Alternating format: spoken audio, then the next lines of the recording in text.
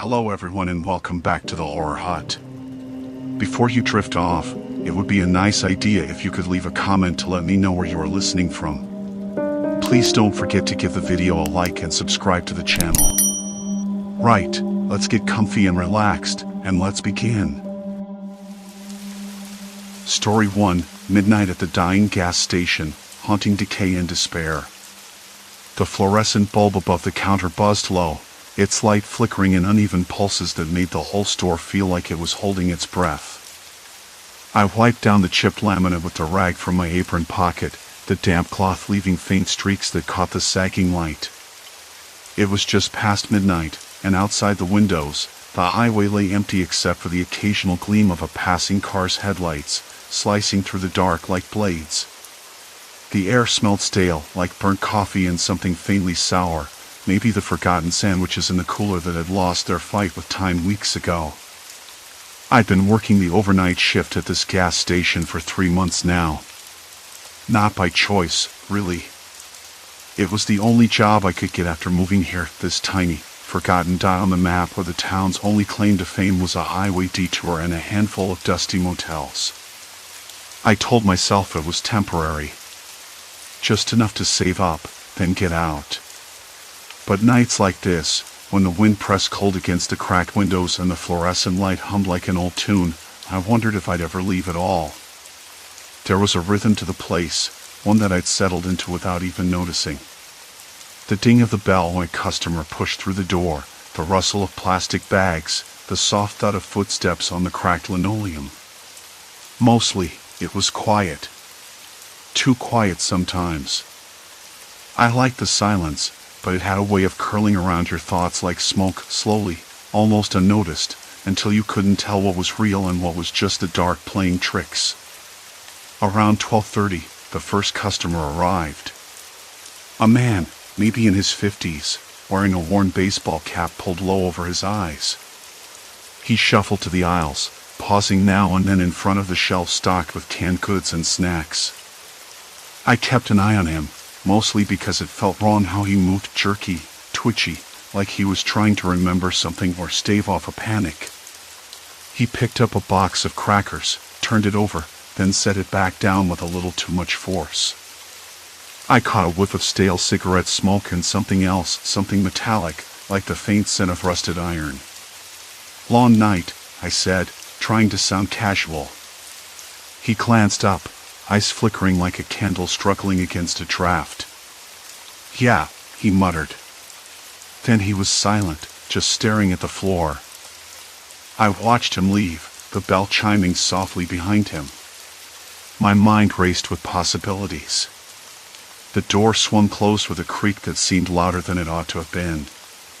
My fingers tingled, cold against the plastic counter. The rest of the night wandered by in a blur of small, odd incidents. A woman who came in just to buy a carton of expired milk. She wrinkled her nose at the label but shrugged it off like it didn't matter. Another guy, younger, who paced the aisles like he was looking for someone or something but never spoke, only muttered under his breath. I caught snippets of his words, but they made no sense, not yet. "Not now. Stay quiet." I thought maybe I was just tired. I'd been working those midnight shifts back to back, and the fatigue was gnawing at my edges. Still, the unease settled in my chest like a stone. At one point, I decided to check the cooler. I pulled open the glass door and the cold hit me like a slap. The light inside buzzed weakly, revealing rows of sandwiches and salads with dates long past. I traced my finger over a label that read "Best before March 12th, and it was now April 9th. The smell was faint but unmistakable, sour, almost rancid, and a little like the inside of an old locker. I turned away quickly, swallowing hard. I knew how that sounds, working overnight, tired, seeing things, but something about those shelves felt off. Like the food wasn't just old, it was deliberately left to rot. Later, when another customer came in, this time a teenager with wide, unfocused eyes, I noticed something else. His hands trembled as he reached for a candy bar, but his eyes darted constantly toward the back storage room, as if expecting someone to step out. There was a tension in his posture, like he was holding himself together by sheer force. "Hey," I said, trying to break the silence that had fallen between us. "You look like you could use a soda." He didn't answer, just nodded, then grabbed a bottle and paid without a word. The bell rang again, and he disappeared into the night. I locked the door behind him, the sound echoing oddly in the empty space. That's when I noticed the old ledger sitting on the counter near the register. I hadn't seen it before. Thick, leather-bound, dusty. I flipped it open on a whim, the pages yellowed and brittle under my fingers. Names. Dates. Small notes in faded ink. Then I found a page that made the hairs on my neck stand up. It listed incidents, accidents, arguments, disappearances, all tied to this gas station over the past decade. Some entries were crossed out, others hastily scribbled. One note caught my eye: customer altered behavior after buying expired goods. Returned hours later, incoherent. I blinked. There had to be a mistake. I closed the ledger and looked around the store. The flickering light. The stale smell. The jittery customers. Was it really just the food? Or something else? I sat down behind the counter, the ledger heavy in my hands. Outside, the wind picked up, rattling the windows like a warning. The highway was still empty. Too empty. I felt a prickling at the back of my neck and realized I wasn't sure if I was alone anymore. The ledger rested on the counter, its weight heavier than before. I wasn't alone. The thought circled in my mind, stubborn and unwelcome. But there was no one visible. No footsteps in the gravel outside, no shadows slipping past the grimy windows. Just the faint buzzing of the flickering light and the occasional creak of the old building settling. Still, I couldn't shake the feeling. I opened the ledger again, eyes scanning the cramped handwriting. The entries weren't random, they formed a pattern.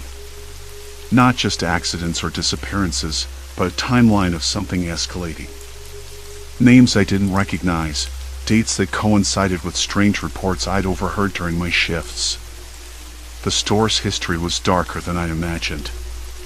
One name repeated, a man listed several times with increasing urgency beside his entries. The notes next to him were cryptic but chilling, returned incoherent. Claimed voices behind the shelves. Argued with staff, eyes wild. Vanished after midnight. The last entry was smeared, as if someone had tried to erase it. I slammed the ledger shut, heart quickening. I had to know more. The old store manager, Mr. Harlow, was supposed to swing by tomorrow morning to check the inventory. Maybe he knew something about the ledger. But I didn't want to wait. Instead, I decided to start with the shelves themselves. If those expired goods were the root of all this, maybe I could find something in the stockroom. I grabbed my flashlight and headed toward the back, the beam cutting through the dimness like an item. The air was cooler back there, stale with the scent of rotting food and damp cardboard. I ran my fingers over the crates, the rough wood splintering under my touch. Most of the products were canned or jarred, their labels faded and peeling. I pulled a few items at random, dates stamped long past, moldy bread, a jar of pickles leaking greenish liquid. The smell made me wince. But none of it explained the people. I paused near a narrow corridor leading to a door marked "Employees Only." It was cracked open just enough to let a sliver of darkness escape. I could hear faint noises, a low murmur, like whispered arguments or voices raised in frustration. My pulse quickened. I wasn't sure if I wanted to find out what was behind that door. I pressed my ear to the wall, trying to catch words. Nothing clear, but a tension in the air that felt almost electric. I backed away, my skin prickling. On a whim, I took a step through the door, the hinges creaking softly as I pushed it wider. The room beyond was small, cluttered with old boxes and a rusted filing cabinet. Papers were strewn across the floor, yellowed and brittle like the ledger. I squatted to pick one up, a typed memo dated 5 years ago. The heading read, Employee Conduct and Customer Interaction. The memo warned staff about unusual behaviors observed among patrons after purchasing certain items and emphasized discretion. No details, just vague references to altered mental states and erratic movements. I shivered and dropped the paper. That was no accident. Someone here had tried to cover it up. A sudden noise made me whirl around, a metallic clatter from the far corner. My flashlight beam landed on a figure crouched behind the filing cabinet. A woman. Her eyes were wide, too wide, reflecting the light like a startled animal. She held a trembling hand to her mouth, and when she spoke, her voice was barely a whisper. "You shouldn't be here." I swallowed hard, hands clammy. I'm just trying to understand. The ledger, the notes. She shook her head, stepping out slowly. They don't want you poking around. It's not just expired food making people act strange. It's something else. Something tied to this place. Her words sent a chill down my spine. "Who are you?" "Name's Claire," she said. "Worked here a few years back. Left when things got worse." I wanted to ask more, but the sound of tires crunching on gravel outside made both of us freeze. The night was supposed to be quiet. Too quiet. Claire glanced toward the window. "They're watching," she said, voice low, urgent. "Not just customers. Someone else." I felt a sudden weight settle on my chest, like the air itself was pressing down. The ledger, the expired food, the strange customers all seemed pieces of a puzzle I didn't want to finish. But now I had no choice. "We need to figure out what's really going on," I said, voice steadier than I felt. Claire nodded, eyes flicking toward the door. "Before it's too late." Outside, the wind picked up again, rattling the windows like a warning. The highway remained empty, but I knew the quiet was only the calm before the storm. Something was coming. Something that had been waiting a long time. And I was right in the middle of it. I took a deep breath and pulled my jacket tighter around me. The silence pressed in, thick and suffocating, but beneath it, I could hear the faintest hum, a low vibration that seemed to pulse with the night itself. Claire glanced at me, her expression unreadable.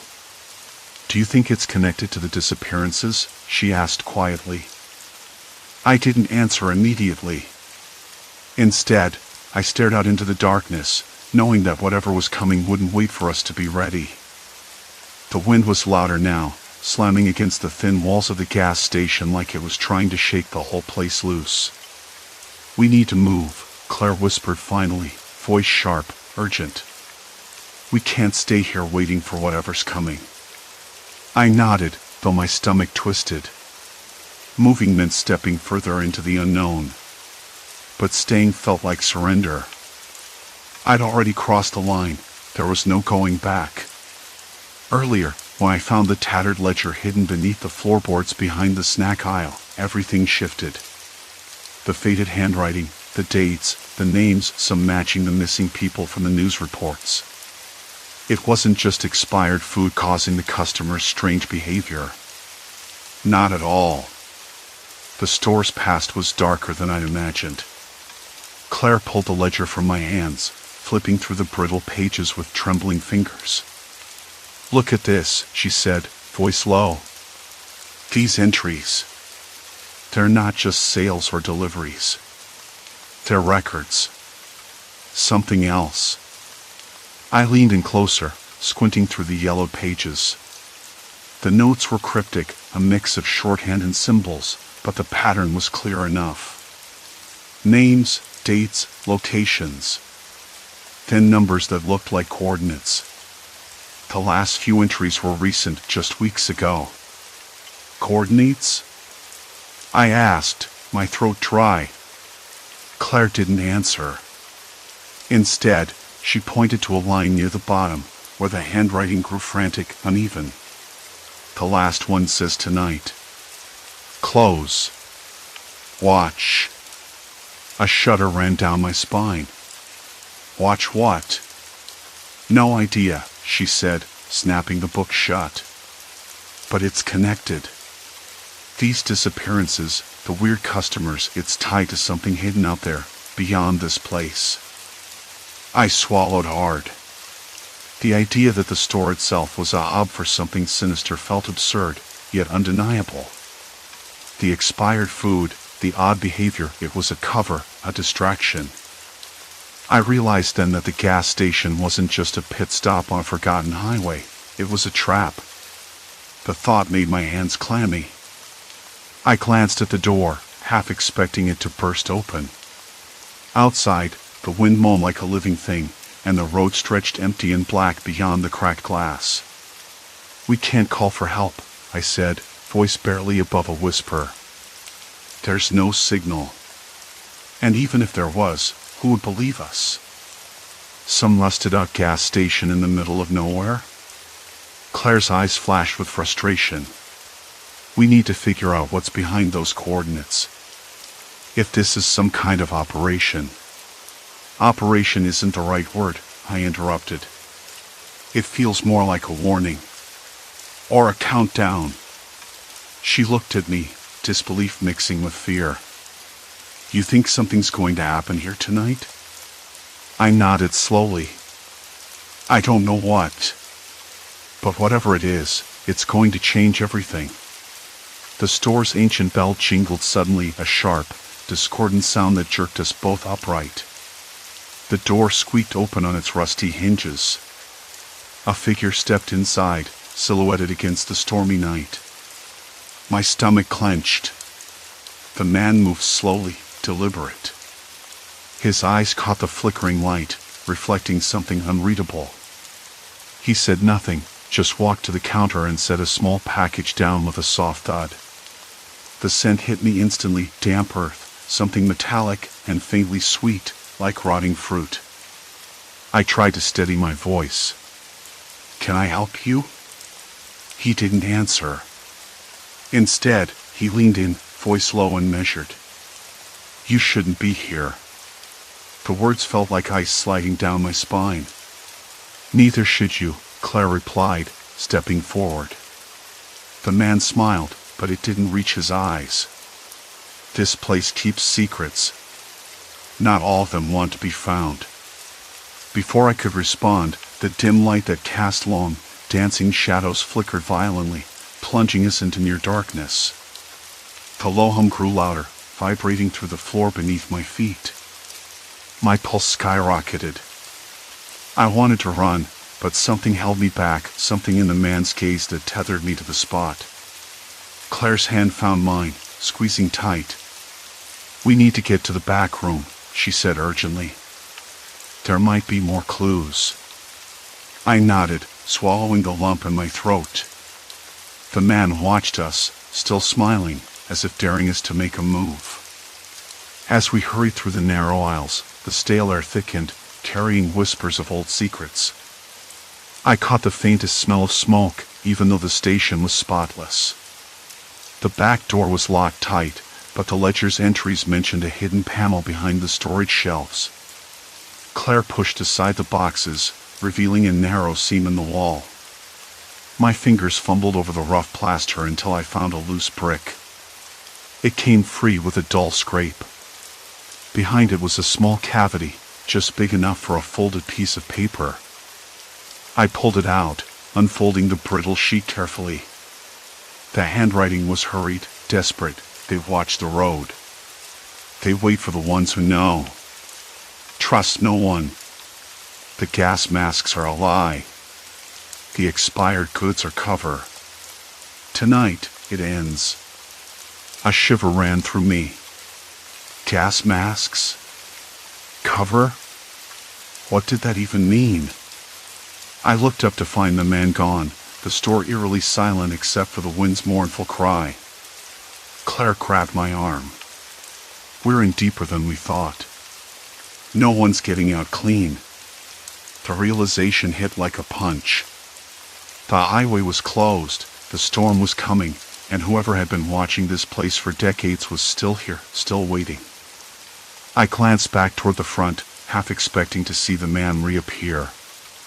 But the counter was empty. The bell didn't jingle. Silence. Complete silence. And then, from somewhere deep in the walls, a faint tapping began, rhythmic, deliberate. Like a message. A warning. I didn't know what it said, but I knew it was meant for me. There was no turning back. Not now. Not ever. The tapping never stopped. Claire stood beside me, her breath shallow. "It's Morse code," she whispered. Or something like it. I didn't want to believe it, but the way the sound sliced through the silence made it impossible to ignore. We were no longer just employees trapped overnight. We were part of something far more deliberate. Something sinister. "We have to find the source," I said, voice tight with a mixture of dread and determination.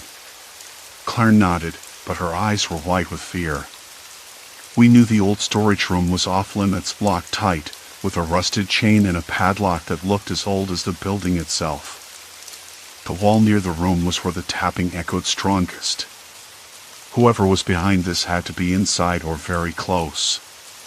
The storm outside had grown louder. Rain hammered the roof in a chaotic rhythm, and the wind pressed against the windows like it was trying to push its way in. The fluorescent lights flickered, casting long, jittery shadows across the aisle of expired canned goods and dusty shelves. The smell of stale popcorn and cheap coffee mixed with something metallic, a faint, sour tang I couldn't place. I reached for the padlock. It wasn't going anywhere. I felt along the chain, fingers trembling slightly. Then Claire's voice cut through the tension. "Wait. Look." She pointed to a small, dirty vent near the ceiling. It was barely noticeable, almost hidden in the grime. "We might not need to break in," she said. "Maybe we can see through there." I climbed up on a crate, pressing my eye to the vent. The metal grill was clogged with dust, but I could make out a dim light flickering inside. The air smelled musty, like old paper and something else, something rotten. I heard muffled voices, low and urgent. I strained to listen. "We can't let them find out." "Not now." "The masks are the distraction," a rough voice said. Another voice, higher pitched and sharper, answered. "They're getting close. Too close. What if they break through the front?" My heart hitched. "Masks are the distraction?" I whispered to Claire, who was trembling beside me. Suddenly, a heavy thud echoed through the floor above us. The store groaned, and the lights flickered again. The voices inside the room stopped abruptly. Silence. Then, the tapping resumed, but faster now. Frantic. Desperate. I climbed down, and we exchanged a glance. No words were needed. This wasn't just about expired food or some isolated odd behavior. This place was a trap, a waiting room for something darker, something that had been buried under years of neglect and lies. "Who's in there?" I asked, voice barely audible. Claire shook her head, eyes darting toward the front door. "I don't know. But whoever they are, they're scared of us." That thought didn't help. If they were scared, why were they still here? Watching. Waiting. I moved toward the counter, instinctively checking the register and the surveillance monitor. The screens were static, blank except for a faint flicker. The camera covering the gas pumps outside showed nothing but rain and empty road. No sign of the man with the brittle note. The storm was closing in fast. The highway was still closed, and the power was unreliable. We were cut off. Then the bell over the door jingled softly. I spun around, heart pounding. A woman stood there, drenched and shivering, her eyes wild and unfocused. "Please," she said, voice trembling. "I need help." Her clothes were soaked, plastered to her thin frame. She smelled of earth and something sharp, like crushed pine needles and cold metal. I wanted to step back, but something in her expression pulled me forward. "Are you okay?" I asked, trying to keep my voice steady. She blinked rapidly, like she was trying to focus on me. "They're coming. They won't let me leave." I glanced at Claire. She was watching the woman with suspicion, but also a flicker of sympathy. "Who's coming?" I pressed. The woman's eyes darted toward the back room, toward the vent. "The Watchers. They hide behind the masks. They use the expired food to keep people distracted. But it's all lies. I saw what they do. You have to get out." The words hit me like a punch. I swallowed hard, the metallic taste of fear thick on my tongue. "Why didn't you leave before?" Claire asked gently. The woman's hands trembled as she clutched a small, tattered notebook to her chest. "I tried, but they caught me. They always catch the ones who know." I looked down at the notebook and saw a familiar scrawl.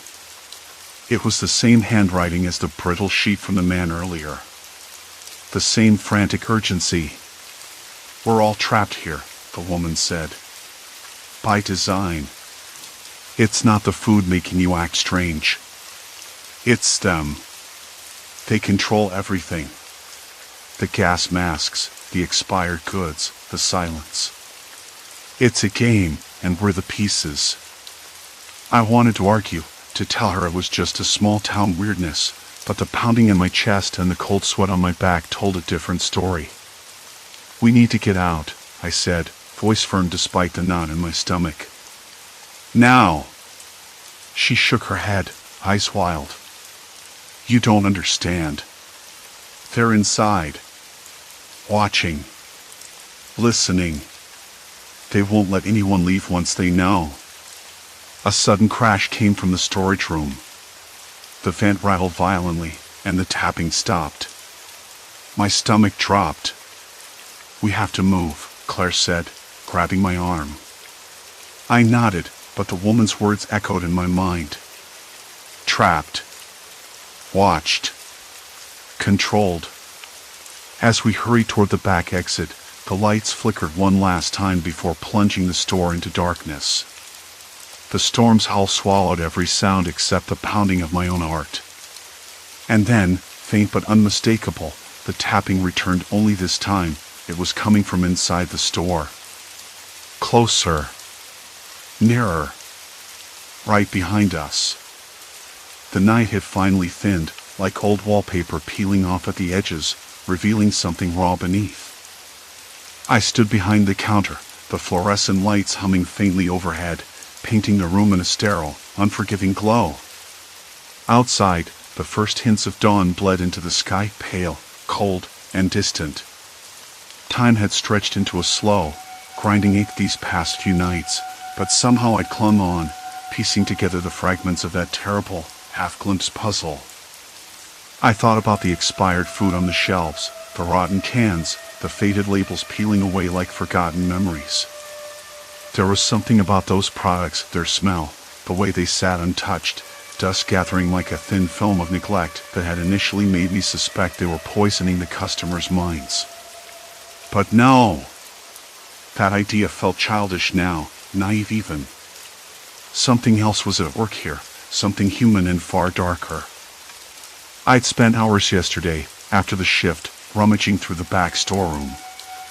The air had been thick with dust and a dampness that clung to my clothes, seeping into my skin. Behind a loose panel, I found old records, ledgers, handwritten notes, yellowed photographs of the store's original owners. The gas station's history wasn't just a backdrop, it was a wound that never healed. The previous proprietor, a man named Harold, had run the place with an iron grip and a reputation for intimidation that lingered like a shadow.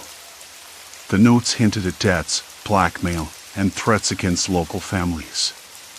Customers weren't acting strange because of expired food, they were reacting to old fears, buried grudges, and the invisible chains Harold left behind. I remember the night I confronted Mr. Jenkins, the man who'd come in just after midnight, his eyes wild, voice trembling as he whispered about voices in the walls and people standing outside his window. I'd brushed it off for so long. But now I understood he wasn't losing his mind. He was terrified of what still haunted the place, not ghosts, but memories and men who refused to be forgotten. Tonight, the store was quieter than usual.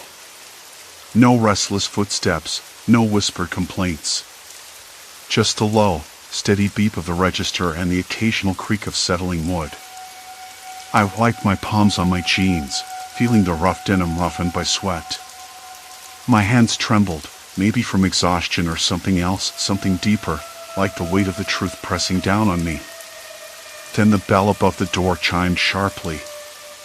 I looked up and saw her standing there, a woman I hadn't seen before. She was thin, her face pale as if she rarely saw sunlight. Her eyes were wide, scanning the shelves with a kind of desperate hunger. She moved with a nervous energy, fingers twitching as she picked up a carton of milk, then set it back down. "Can I help you?" I asked, voice uneven despite my efforts to sound steady. She hesitated, swallowing hard. I heard about this place. About what happened here. About Harold. The name hit me like a cold splash. I nodded slowly, heart tightening. Yeah, it's been a rough few years. She glanced around, then leaned in closer, voice dropping to a whisper. I think people are scared. Not just of the past, but what's still here. Hidden. I work nearby. I see them, the ones who come late, the ones who don't talk. They're watching. Waiting. I swallowed, the dry air catching in my throat. You mean someone's still around? Someone from back then? She nodded. People don't just forget Harold. And some of his friends. They keep tabs. They want to keep the fear alive. Her words settled over me like a winter chill. It made sense, the odd glances, the strange behavior. Not random. Not illness. Control. Fear. The kind of fear that doesn't need tool or threats. It's the kind that seeps into your bones, making you doubt yourself, your memories, everything. I looked at her face, pale and sharp in the flickering light. What do we do? She smiled, small and sad. We stop pretending it's gone. We talk to people. We find the ones who are scared and tell them they're not alone. That this place doesn't own us anymore. That night, we worked together. I shared what I'd found, the old ledgers, the stories. She told me about the neighborhood, the families still whispering in fear. We made a plan to reach out, to listen, to break the silence. It wasn't easy. People were reluctant, scared of speaking out. But slowly, the ice began to crack. Weeks passed. The store started to change. The shelves were cleared of the rotten food, replaced with fresh stock. The smell of dust and decay gave way to something cleaner, warmer. Customers began to smile again, their eyes less haunted. I saw Mr. Jenkins come in one night, quieter this time, buying a soda instead of muttering about shadows. He nodded at me, a small gesture of thanks. I realized I wasn't just a clerk at a gas station anymore. I was part of a community trying to heal, trying to reclaim a place that had been twisted by fear. The horror wasn't in ghosts or curses, it was in the silence, the secrets, and the way people could be trapped by their own memories. One night, as I locked up, I stood outside and looked up at the stars. The air was crisp, the world waking slowly. I breathed in the cold, sharp scent of pine and earth, feeling it fill the spaces where Dread had once lived. The store behind me was quiet, but not empty. It held stories, yes, but now they were stories we could face. I thought about Harold and his shadow, about the men who still lurked in the corners of memory. They hadn't disappeared, but we'd stopped letting them control us. That was something worth holding on to. As the sun crept over the horizon, I felt something shift inside me, a lightness I hadn't known since I started this night shift. The fear hadn't vanished completely, but it no longer ruled me. I unlocked the door and stepped inside, ready for whatever came next. Because now, I knew the truth. And truth, even when it's dark, can be a kind of salvation. Story 2, Midnight Stop, The Curse of the Never Leaving. The fluorescent lights buzzed overhead, flickering in lazy pulses that made the ceiling tiles look like they were breathing. I'd been working the night shift here for a little over 2 weeks, and the place was exactly what I'd expected: quiet, lonely, and more than a little boring. The kind of job where your biggest excitement was watching the clock tick towards 6 a.m. I wasn't complaining, though. It paid, and I needed the cash. Plus, there was something oddly peaceful about the place. The silence, the hum of the fridge, the occasional rumble of a passing truck, it all felt familiar. Still, I couldn't shake the weird little things that kept cropping up, like the clerks before me warning travelers not to stop after midnight. At first, I figured it was just a local rumor, something to spook out the tourists. But every night, no matter who I talked to, that warning came up. Don't stop after midnight, they'd say, eyes darting away, voices dropping just a little. When I asked why, they'd only mutter about people who don't leave, and their faces would harden like they were trying not to remember something best left buried. I tried not to dwell on it. It was probably nothing but old stories, or maybe a way to keep the place quiet after hours. Still, it lingered in the back of my mind, a shadow at the edge of my thoughts. The night started like most others. I counted the cans of soda in the fridge to kill time. They were cold, the condensation making little puddles on my fingertips when I grabbed one. The air smelled faintly of gasoline mixed with the sharp tang of cleaning supplies. A dog barked somewhere in the distance, sharp and sudden, then was swallowed by the dark. Around 11, a middle-aged man pulled up in a beaten-up sedan. He looked tired, bags under his eyes, a faded baseball cap pulled low over his brow. I watched him from the corner of my eye as he shuffled inside, rubbing his hands together like he was trying to warm up. His voice was low when he asked for a cup of coffee. "Long drive?" I asked, handing over the steaming cup. He nodded, eyes flicking toward the door like he was weighing whether to stick around or keep moving. "You know the rule, right?" I said, trying to sound casual. "No stopping here after midnight." He looked at me then, a flicker of something, maybe annoyance, maybe just exhaustion, passing across his face. "Yeah, I heard that," he said. "Strange place."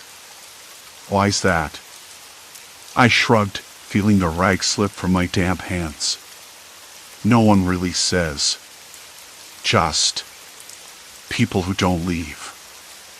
I repeated the vague warning like a mantra. His eyes shifted away, and he took a long sip of coffee. We didn't talk much after that. The silence was thick, the kind you could slice through but never quite escape. He left a few minutes before midnight, promising to get back on the road. I watched his tail lights fade into the night, a small knot tightening in my stomach. After he left, the quiet stretched out again. The hum of the fridge seemed louder somehow, and the shadows in the corners of the store deepened. I wiped my palms on my jeans, feeling the rough denim against my skin. The clock ticked past midnight, and I thought about the man, about the warning. It wasn't the kind of fear that makes your legs shake or your breath catch. No, it was slower, more insidious. Like the dark was waiting, patient and still, just beyond the edge of the light. I tried to focus on the routine, on the sound of the register, the flicker of the neon sign outside. But then I noticed the door, the one he'd left through, was slightly ajar, moving just a little in the night breeze. I caught myself staring at it, my fingers tightening around the rag. No one came back. Not that night. Not the next. And yet, something felt off. The air tasted different, colder in a way I couldn't explain. I kept glancing toward the road, half expecting to see headlights returning, but there was only darkness. I told myself I was imagining things. That the man had just driven off, maybe pulled over somewhere safer. But the empty space he left behind wasn't just absence. It was a question. An invitation to look closer. And I wasn't sure I wanted to. The silence stretched, thick and heavy, pressing against my chest as if the night itself was holding its breath. I found my eyes wandering back to the rag, the strange, crude bundle left behind on the cracked pavement. It had a faint, almost metallic scent that clung to the air, a sharp contrast to the damp earth and decaying leaves surrounding it. My fingers twitched with the urge to pick it up, to unravel whatever secret it contained, but a part of me hesitated. Fear, maybe. Or the stubborn whisper that some mysteries are better left untouched. Then, a sudden rustle from the bushes nearby jolted me upright. My heart thudded painfully against my ribs as I squinted into the shadows, trying to pierce the darkness. Nothing moved, not at first. But then, a low, almost imperceptible sound, a whisper, breath, or maybe a warning, brushed past my ears. I blinked, and it was gone. The quiet returned, but the atmosphere had shifted. The night didn't feel empty anymore. It felt watched. I debated running back to the house, safe beneath its creaking roof, but my feet remained rooted. Curiosity gnawed at me, relentless and raw. I took a step forward, then another, drawn deeper into the night's uneven embrace. The rag called to me, a silent siren song I couldn't resist. As I reached out, the breeze twisted, carrying with it a scent, something faintly familiar, yet unsettling. It was then I realized that whatever had been left behind wasn't just a forgotten object. It was a message, one I was just beginning to decipher. The rag, crumpled and stained, lay half buried under a thin layer of dirt and dried leaves. I knelt down, fingers trembling as I picked it up. The texture was rough, more abrasive than I expected, like burlap or an old work shirt. A faint smell of gasoline mixed with the iron tang. The kind of smell that sticks to your skin after a long shift. I rubbed it between my palms, hoping it might reveal a clue. Nothing obvious. No writing, no initials, no blood spatter patterns I could recognize. Just a rag. I stood and looked back toward the gas station, its flickering neon sign a shaky beacon in the darkness. The night was heavy, the kind of thick silence that presses against your ears until you start hearing things that aren't there.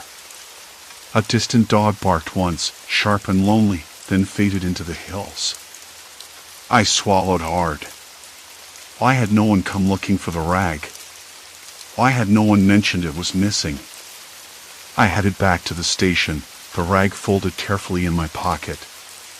The door creaked as I pushed it open, the familiar scent of coffee and cleaning supplies hitting me like a wave.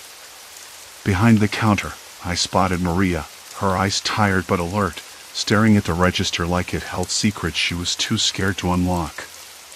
"Hey," I said, trying to sound casual, "did you see this out by the pumps earlier?" I pulled the rag out and laid it on the counter. Maria's eyes flicked to it, then quickly away. "Where'd you find that?" Her voice was low, almost a whisper. "Near the bushes by pump 3. I shrugged. Looks like it's been there a while. She swallowed, her fingers tightening around the edge of the counter. Better not ask too many questions about things like that, she said, voice barely steady. People who don't leave. Well, they leave reminders. And sometimes they don't want to be found. I frowned. You mean the ones you warned me about? The ones who don't leave after midnight? Maria nodded, eyes fixed on the rag. Yeah. They're not ghosts or anything like that. Just people who get stuck around here. For reasons you don't want to know. I leaned in, lowering my voice. Why don't they leave? What happens to them? Her gaze darted to the window, where the darkness seemed to press closer against the glass. It's not simple, she said. Some come looking for a second chance, others for a place to hide. But once you stop here after midnight, you're part of something bigger. And you don't get to walk away. Her words sent a chill through me, colder than the night air. I tried to imagine what she meant. A trap? A secret society? A warning? None of it made sense, but the way her voice cracked told me she wasn't joking. The clock ticked past 1 a.m., and the station felt smaller, somehow. The flickering light overhead buzzed, casting uneven shadows that seemed to twitch along the walls. The radio crackled softly, a distant voice fading in and out, like a half-remembered dream. I felt the rag in my jacket pocket, a weight pressing against my ribs. Just then, the door chimed. I looked up, expecting another late traveler or a trucker stopping for fuel, but the figure that stepped inside was different. A man, mid-30s, face drawn and pale, eyes haunted like he'd been running for miles. He wore a worn jacket and carried a small, battered suitcase. Long night, I said, forcing a smile. He nodded, voice rough. Yeah. Just need a place to rest for a bit. Maria exchanged a glance with me, then went to the coffee machine without a word. I couldn't tell if she was worried or resigned. Name's Tom, the man said, rubbing his hands together like he was trying to warm them. I'm headed east, but got stuck on the road. Thought I'd grab some coffee, maybe catch a nap. I nodded, feeling a strange mix of sympathy and unease. There was something about him, the way he glanced over his shoulder like he expected someone or something to be following him. Don't stop here after midnight, I found myself saying, the warning slipping out before I could think better of it. Tom looked at me sharply, eyes narrowing. I heard that, he said quietly. From the other clerks? Yeah, I said. It's just better not to. People who don't leave their trouble. He gave a bitter laugh. Trouble's the least of it. I've been on the run for weeks. This place felt like a safe spot. Maria came back with 2 steaming cups of coffee and set one down in front of Tom. It's not safe, she said softly. Not really. The 3 of us sat in silence for a moment, the hum of the fluorescent lights and the distant sound of a passing car the only interruptions. Tom sipped his coffee, fingers trembling slightly. Why don't people leave? I asked again, unable to stop myself. Maria shook her head. They get caught up in their own stories, regrets, debts, secrets. This place. It holds on to that. It's like quicksand. Her eyes met mine, steady and serious. And it's not just a metaphor. I swallowed hard, the weight of her words settling in my chest. The rag in my pocket suddenly felt heavier. Tom leaned forward, voice low. I wasn't planning on staying long. Just long enough to rest, get moving before dawn. I wanted to believe him. But something about his eyes told me that the night had already gotten under his skin. That he was part of the story Maria didn't want to tell. The clock hands inched toward 3 a.m. The station grew quieter. The occasional car passed on the highway, but none stopped. The rag's presence gnawed at me, a silent accusation. And then, just as I was about to ask Tom another question, the door chimed again. Only this time, no one walked in. I froze. The bell tinkled, sharp and clear, but the doorway was empty. Outside, the wind rattled the sign, and the shadows seemed to lean closer. Tom's eyes darted to the door.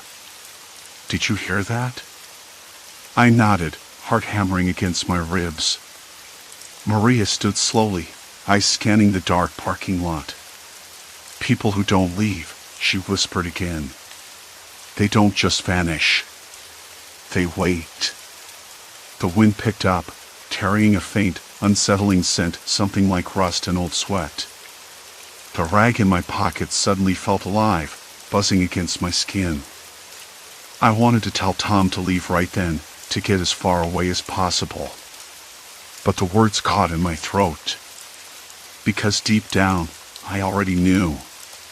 He wasn't going anywhere. The night was far from over. The bell chimed again, soft, deliberate, like a whisper caught in the wind. I didn't move.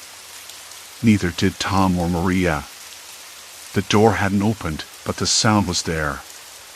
Clear as day. A cold draft slid under the frame, carrying that same sickly scent, rust and sweat and something else, something metallic and old. It crawled up my spine, settling like ice in my chest. The rag in my pocket twitched, as if it could sense what I couldn't. I wanted to rip it out and toss it in the trash, but I didn't. Not yet. Tom's voice was low, strained. This place. It's not just the highway or the isolation.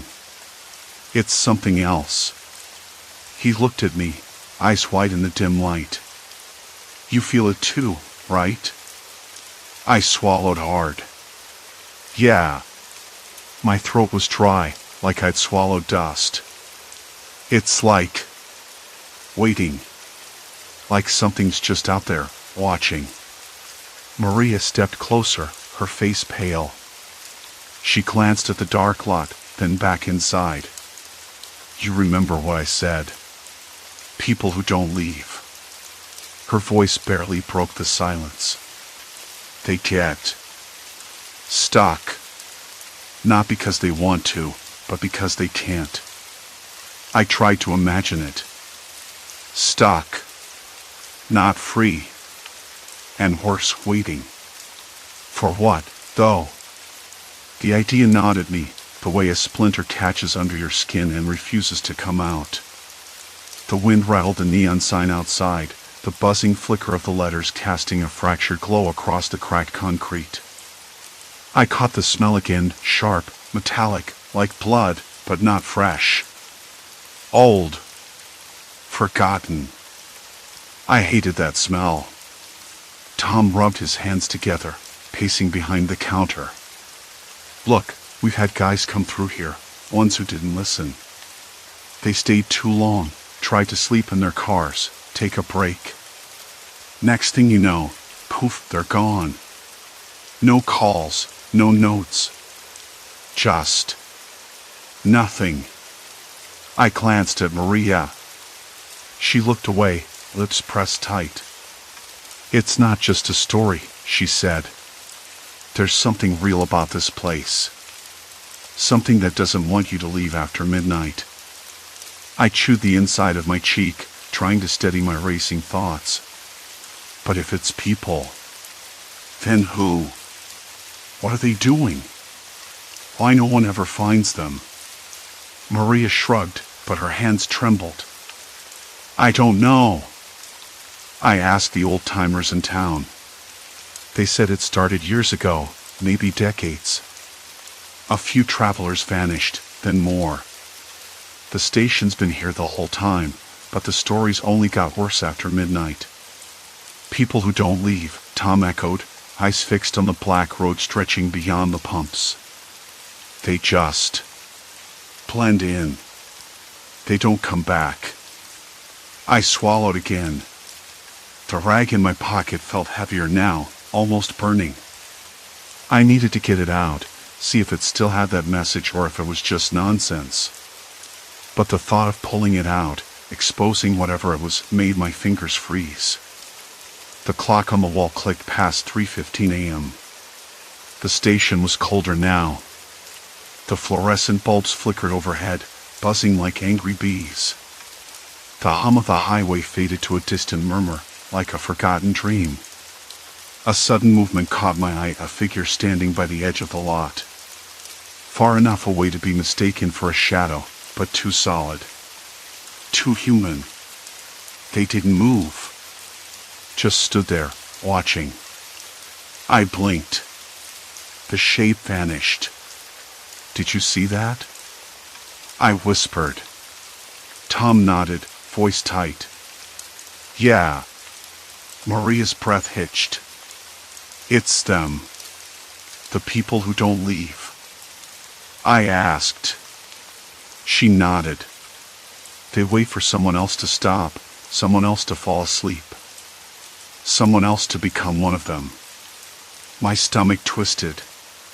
The idea felt like a trap closing in. I wanted to laugh it off, say it was just exhaustion or paranoia. But the rag buzzed again, sharp and urgent. I couldn't ignore it. Tom leaned in, voice barely above a whisper. I'm telling you, once you're here past midnight, there's no going back. The highway closes off somehow. The radios go dead. The phones don't work. You're trapped. Trapped where? I asked. Inside the station? Outside? On the road? He shrugged. No one really knows. But the last time someone tried to leave after midnight, their car broke down. No explanation. No help. Just silence. I swallowed hard, eyes darting to the lot once more. The darkness outside felt alive, pressing in, thick and suffocating. Maria shook her head.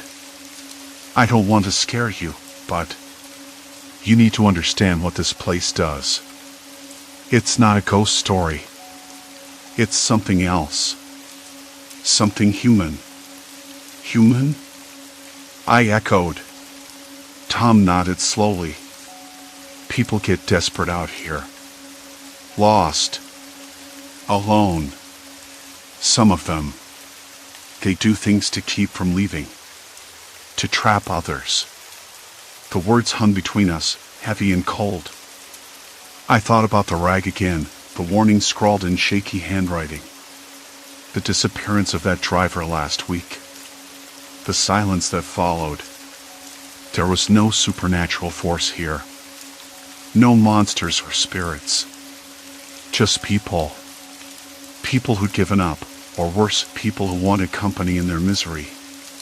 People who didn't want anyone else to leave. The bell chimed again. This time, a slow, deliberate sound. I stood, cold sweat prickling down my back. We have to check the cameras, I said, voice shaking. Maybe we missed something. Tom hesitated, then nodded. Maria followed. The monitor flickered as I cycled through the feeds. Empty lot. Empty pumps. The highway, a black ribbon cutting through the night. Then, on the far edge of the lot, a figure appeared. Not walking. Not moving. Just standing. Closer now. Too close. My mind raced with possibilities. The camera feed glitched, the image twisting into static. I slammed my fist on the counter. No, no, no. Tom cursed under his breath. The signal's dead. Like I said. Maria's eyes were wide, fixed on the blank screen. They're here. Who? I demanded, heart hammering. The people who don't leave, she whispered. And now, so are you. I reached for the rag, trembling. The fabric was warm against my fingers, pulsing like a heartbeat. I unfolded it, the writing sharp and jagged. Don't stop after midnight. Don't fall asleep. Don't listen to them, my breath caught. The last line, the one I hadn't understood until now. Don't listen to who? I asked. Maria's voice was a ghost. The ones who want you to stay. The ones who've stopped caring about leaving. They'll tell you whatever you want to hear, just to keep you here. The wind howled outside, rattling the door frame. A shadow moved past the window, too fast, too deliberate. I looked at Tom. At Maria. At the empty lot beyond. There was no way out. Not really. The night had swallowed us whole. And the highway was silent. The wind didn't just howl anymore. They're here, she said again, voice barely above a whisper. The people who don't leave. I wanted to argue. Wanted to say it was just some roadside myth, some tired warning to spook travelers into caution. But the rag in my hand, still warm, still pulsing like a heartbeat, made that impossible. I unfolded it slowly, the jagged letters like scars. Don't stop after midnight. Don't fall asleep. Don't listen to them. Who are they? I asked, though I already knew the answer wouldn't come easily. Maria's eyes shifted, the light catching the edges of her glare. Those who've lost track of time, who've forgotten what's outside this place. They'll say anything to keep you here. Tom swallowed hard, rubbing the back of his neck. I don't like this. None of it. We need to get out. But how? The signal was dead. Phone's useless. The highway silent. No cars, no footsteps, just this oppressive quiet. Then the shadow moved again, faster this time, sliding past the window like a slick, black stain on the night. I caught my breath, the hairs on my arms prickling as a low thud echoed from the back room, soft but deliberate.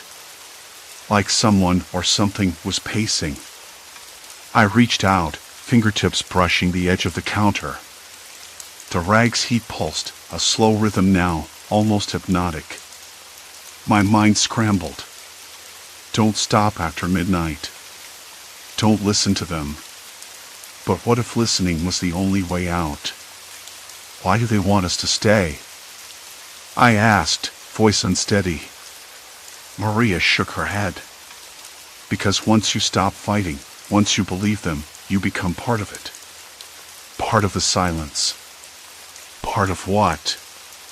Tom demanded, stepping closer, his jaw clenched.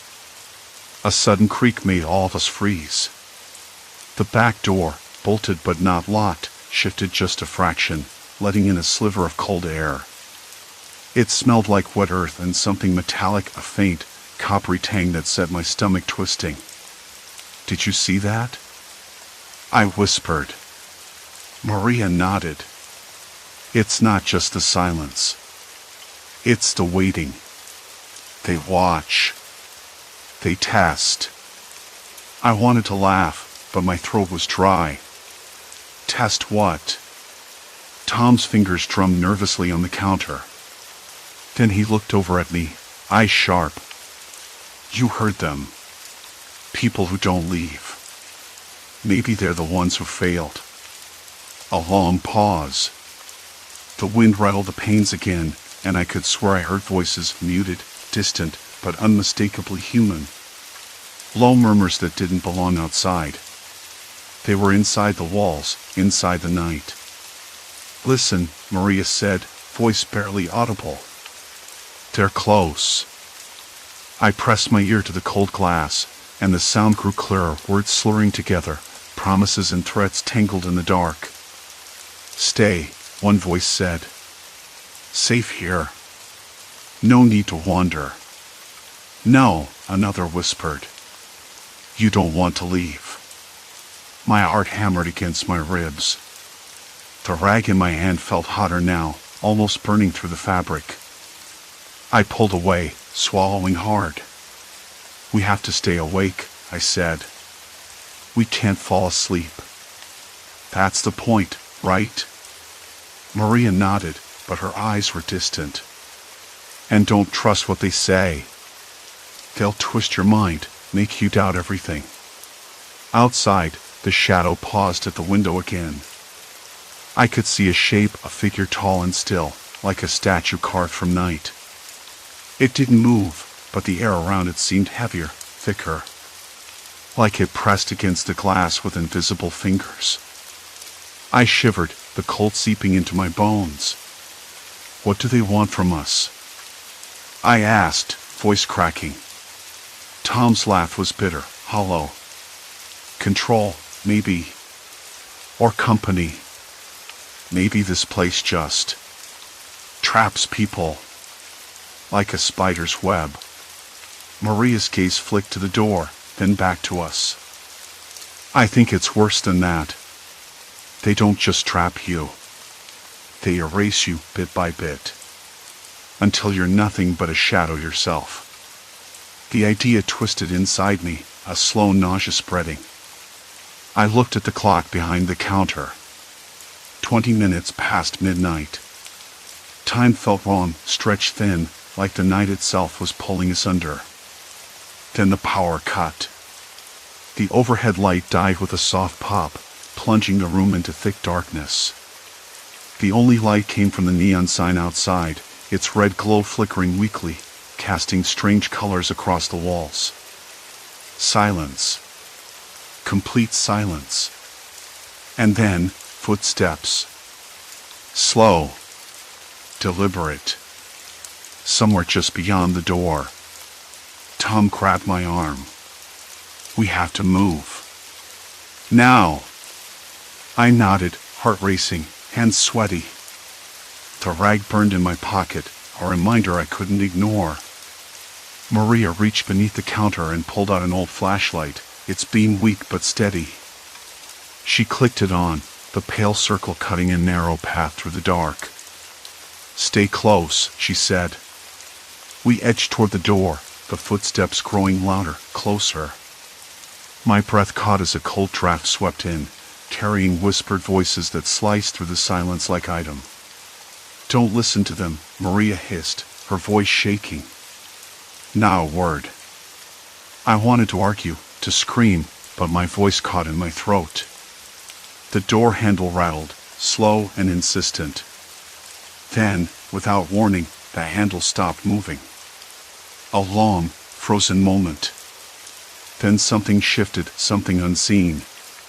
The air thickened, the weight of those voices pressing in from every side, promising safety, promising release, promising everything if only I'd stay.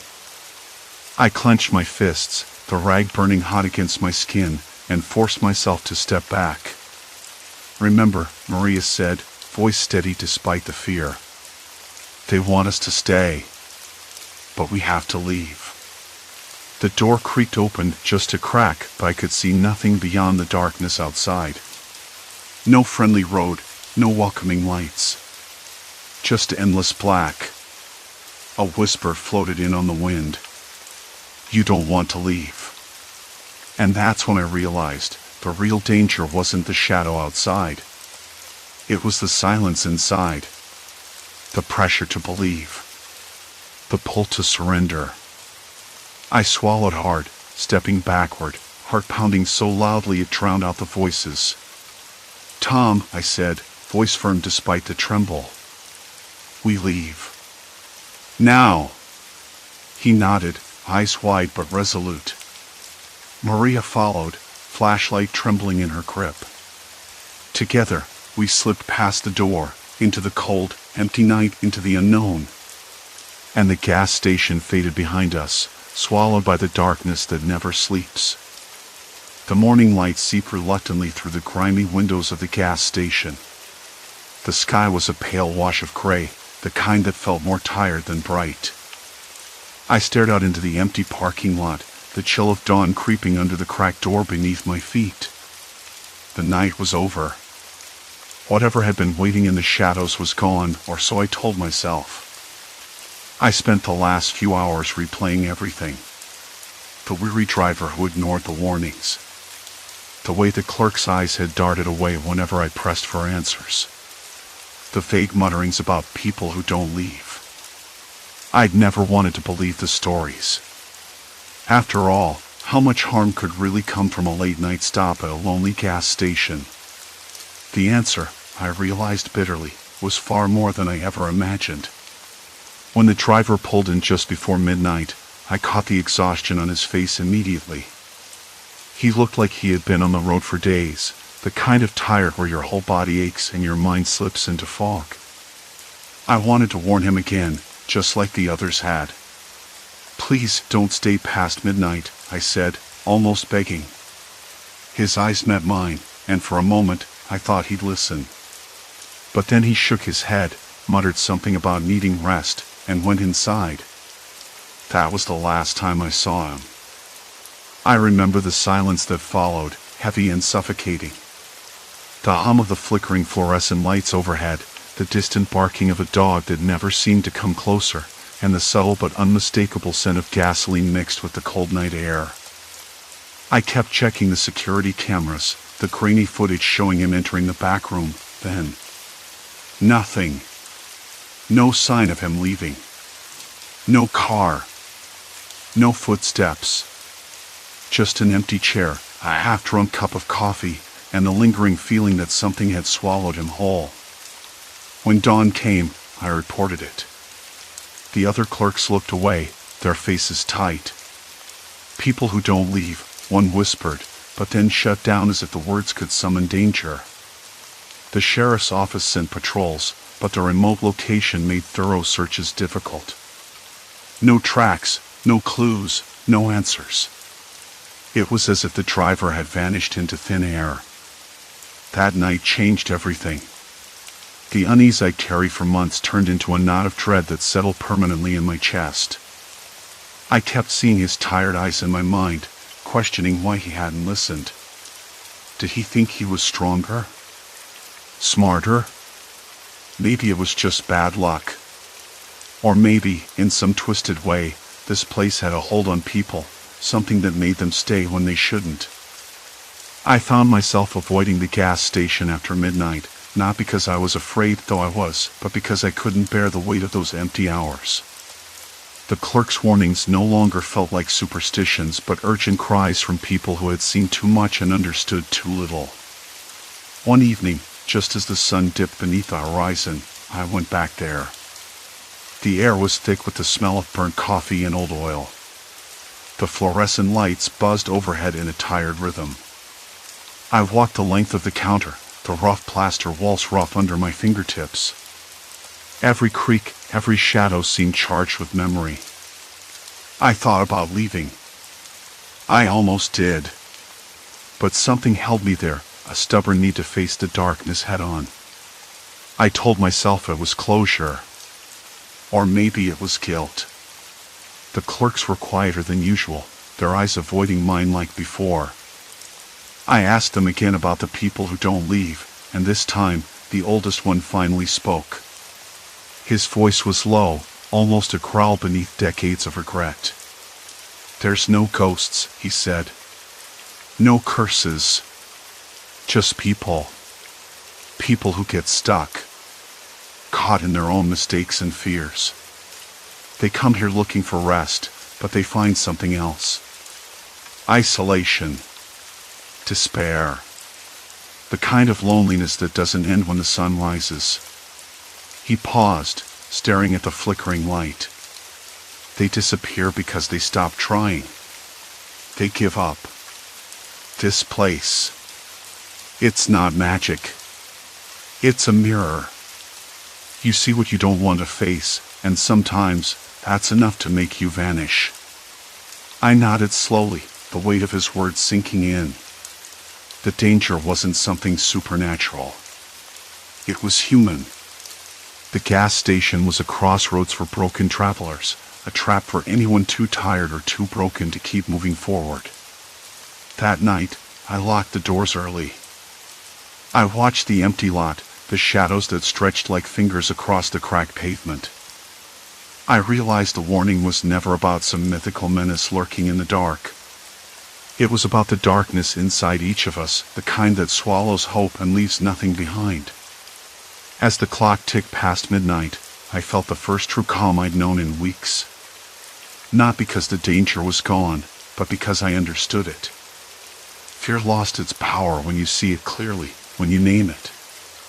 I quit the job the next morning. I packed up my few belongings, the stale coffee cups, the dusty receipts, and the memories that clung to the air like smoke. Driving away, I glanced back once, the gas station shrinking into the distance beneath a sky that brightened with the promise of day. I didn't stop again after midnight. I never will. Sometimes the hardest part isn't escaping the darkness around you, but walking away from the darkness within. And sometimes, that's the only warning that really matters. Story 3, Raven's Crossing, Gateway to a Rusted Reality. I never liked crossing suspension bridges. I remember the sky was a thick, bruised purple, the kind that looks ready to pour buckets of rain but hasn't quite decided to yet. The air smelled of wet earth and pine, sharp and clean but heavy with the threat of something else, something unsettled. I stood at the bridge's entrance, a worn wooden sign swinging weakly on rusted chains. The letters were faded and nearly illegible, but I could just make out the words, Raven's Crossing. Not on any map I'd studied, but that hardly mattered now. I took a deep breath and started across. The boards groaned, the cables vibrating beneath the weight of the wind. The first few steps were steady, but then the bridge began to sway, just enough to make me hesitate. My hands gripped the frayed ropes at my sides, knuckles whitening. I told myself it was just the wind, that bridges like this always did that. But there was something else. A faint hum, almost like a chant, carried on the breeze. I shook my head, trying to focus on the storm. Halfway across, the rain started fine at first, then heavier, stinging my face and soaking my jacket. The scent shifted. Gone was the pine and wet earth. Now the air smelled metallic, like old machines left out in the rain. I blinked, trying to clear the sudden fog in my head. That wasn't right. I glanced back toward the edge I'd come from. The forest was still there, dark and dense, but on the other side, the landscape didn't look like anything I recognized. Maps had shown rolling hills and scattered farms, maybe a small river cutting through, but this place was different. A tangled mass of rusted structures, towers, cables, and what looked like abandoned vehicles, half buried in overgrowth. The sky above that side was a dull gray, as if the storm had already passed, but the air felt heavier, almost suffocating. "Hello?" I called out, my voice swallowed by the wind. No answer. The hum had stopped, replaced by a low, constant drone that made my ears ring. It was the kind of noise you notice only after it's been there too long, like the buzzing of fluorescent lights in an empty office. I took another step forward and the sound that seemed to vibrate in my bones and smells warped again. The sweet scent of rain-drenched grass was gone, replaced by the sharp tang of oil and something acrid, like burnt rubber. The distant call of birds vanished. Instead, I heard faint footsteps echoing somewhere nearby, too light to be human, but too purposeful to be the wind. My skin prickled, the hairs on my neck standing on end. I stopped, heart thudding too loudly in my chest. The boards beneath me shifted, and for a moment I thought I saw a shadow slip beneath the gaps between the planks. I blinked. Nothing. Just the rain, now pounding down in sheets. I wanted to turn back, but the wind was picking up, and the ropes that steadied the bridge seemed less reliable with each gust.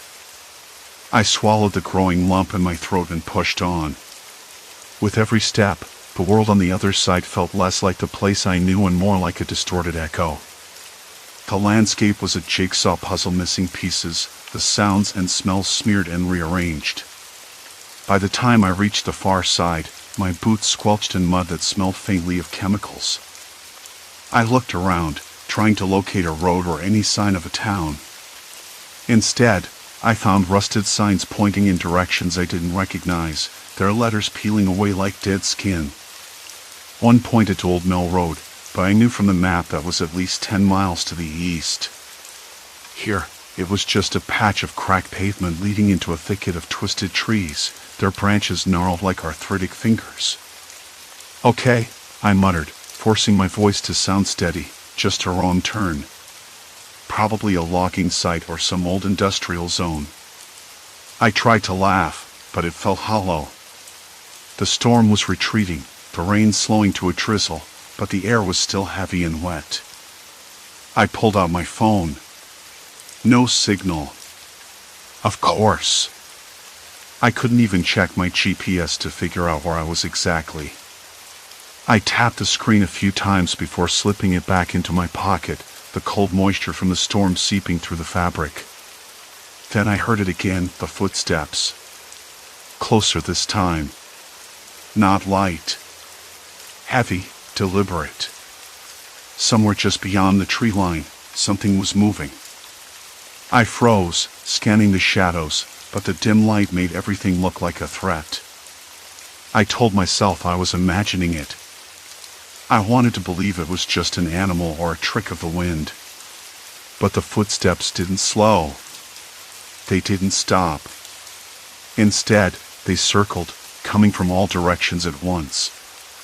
My breath hitched, and my fingers trembled against the rough bark of a nearby tree. I thought about calling out again, but my voice caught in my throat. What would I say? Who was I hoping to find?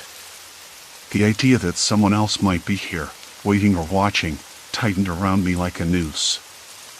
I tried to move, to find a path that could lead me back to the bridge, but every step seemed to warp the world further. The trees looked taller, their branches twisting unnaturally, and the air smelled now of damp fabric and something else sour and metallic, like sweat mixed with rust. I glanced back toward the bridge, but the cables were barely visible through the thickening fog. The sound of the water far below was drowned out by the drone that seemed to seep from the very ground beneath my feet. I kept walking, slow and careful. Each footfall sent ripples through the mud, a sticky, sucking sound that reminded me of old chewing gum pulled from a sidewalk crack. The forest around me was dead silent but for the footsteps that followed, sometimes just behind, sometimes to the side, never quite in sight. "I'm not crazy," I whispered to myself. Not crazy. But as the sky darkened again and the strange landscape stretched out ahead, unfamiliar and unwelcoming, I couldn't say for certain where I was anymore. Or if I was still really crossing that bridge, or if I'd stepped into something I couldn't get out of. The sky was a bruised purple when I finally stopped. I pulled out my phone. No signal. Not even a flicker. The screen was cracked along one edge, the glass spider webbed like a fragile layer between me and the unknown. I tapped the weather app, hoping for some clue, but it only blinked, unable to connect. I tried the map.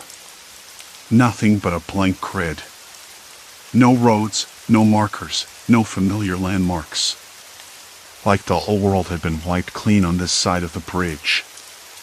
I looked back toward the bridge. A shadow, a faint outline through the fog, but the cables were slack now, swaying gently even though the wind had died to a whisper. I could no longer hear the river's roar beneath. Instead, there was a low, persistent hum, something mechanical and steady that seemed to pulse through my bones. I stepped forward, and the ground beneath my boots gave a wet sucking sound again. Like the earth was swallowing me bit by bit. "Okay," I muttered. Think. But my mind was a jumble of questions without answers.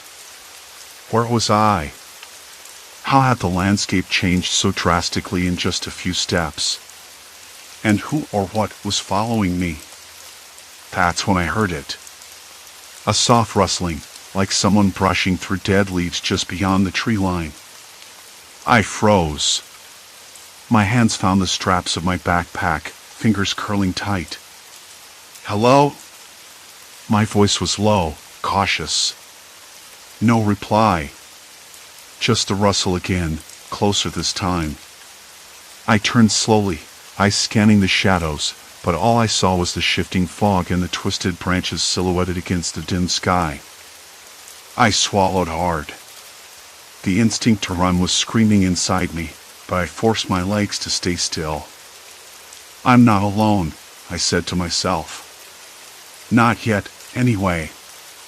I took out my notebook, the one I always carry when I hike, and flipped to a clean page. Writing helped me think, even when my thoughts were spinning. I jotted down the strange smells, the unnatural shapes of the trees, the sound of the beneath the ground. The words felt inadequate, like trying to capture smoke with bare hands. Minutes passed. The rustling stopped.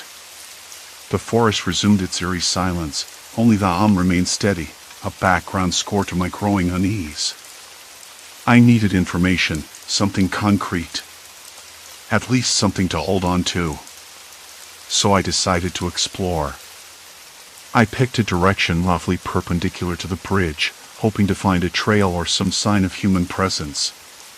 The ground was uneven, the mud thick and cold underfoot.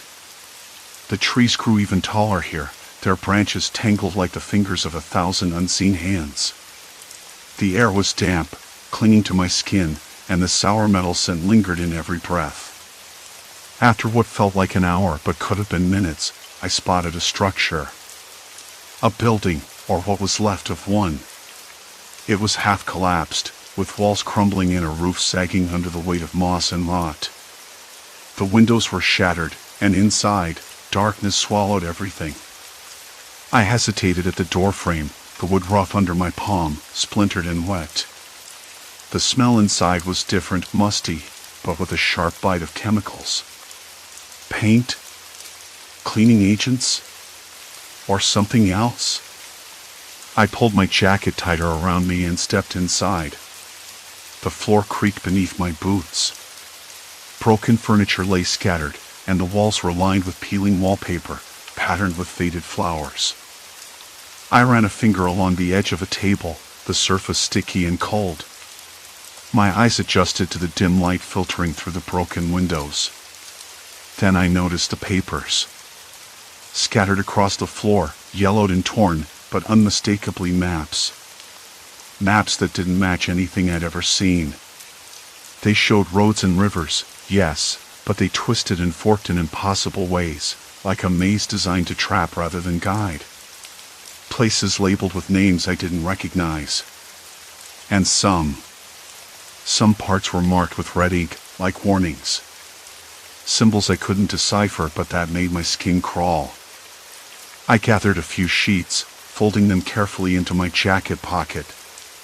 My hands trembled, not from cold but from something deeper, an overwhelming sense of being watched, studied. Like I'd stumbled into a trap set long ago, waiting for the right person to fall in. A sudden noise made me jump. Scraping wood near the back of the building. I spun around, heart racing.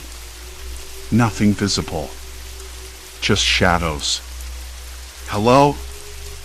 I called again. Louder this time. Is anyone there? No answer. Only silence. Complete silence. I backed out of the building, stepping carefully over broken glass and scattered debris. Outside, the fog had thickened, wrapping the world in a suffocating shroud. The hum beneath my feet grew louder, more insistent. I pulled out the maps again, trying to make sense of the markings. One spot was circled, an area just beyond the forest's edge, where the trees seemed to thin.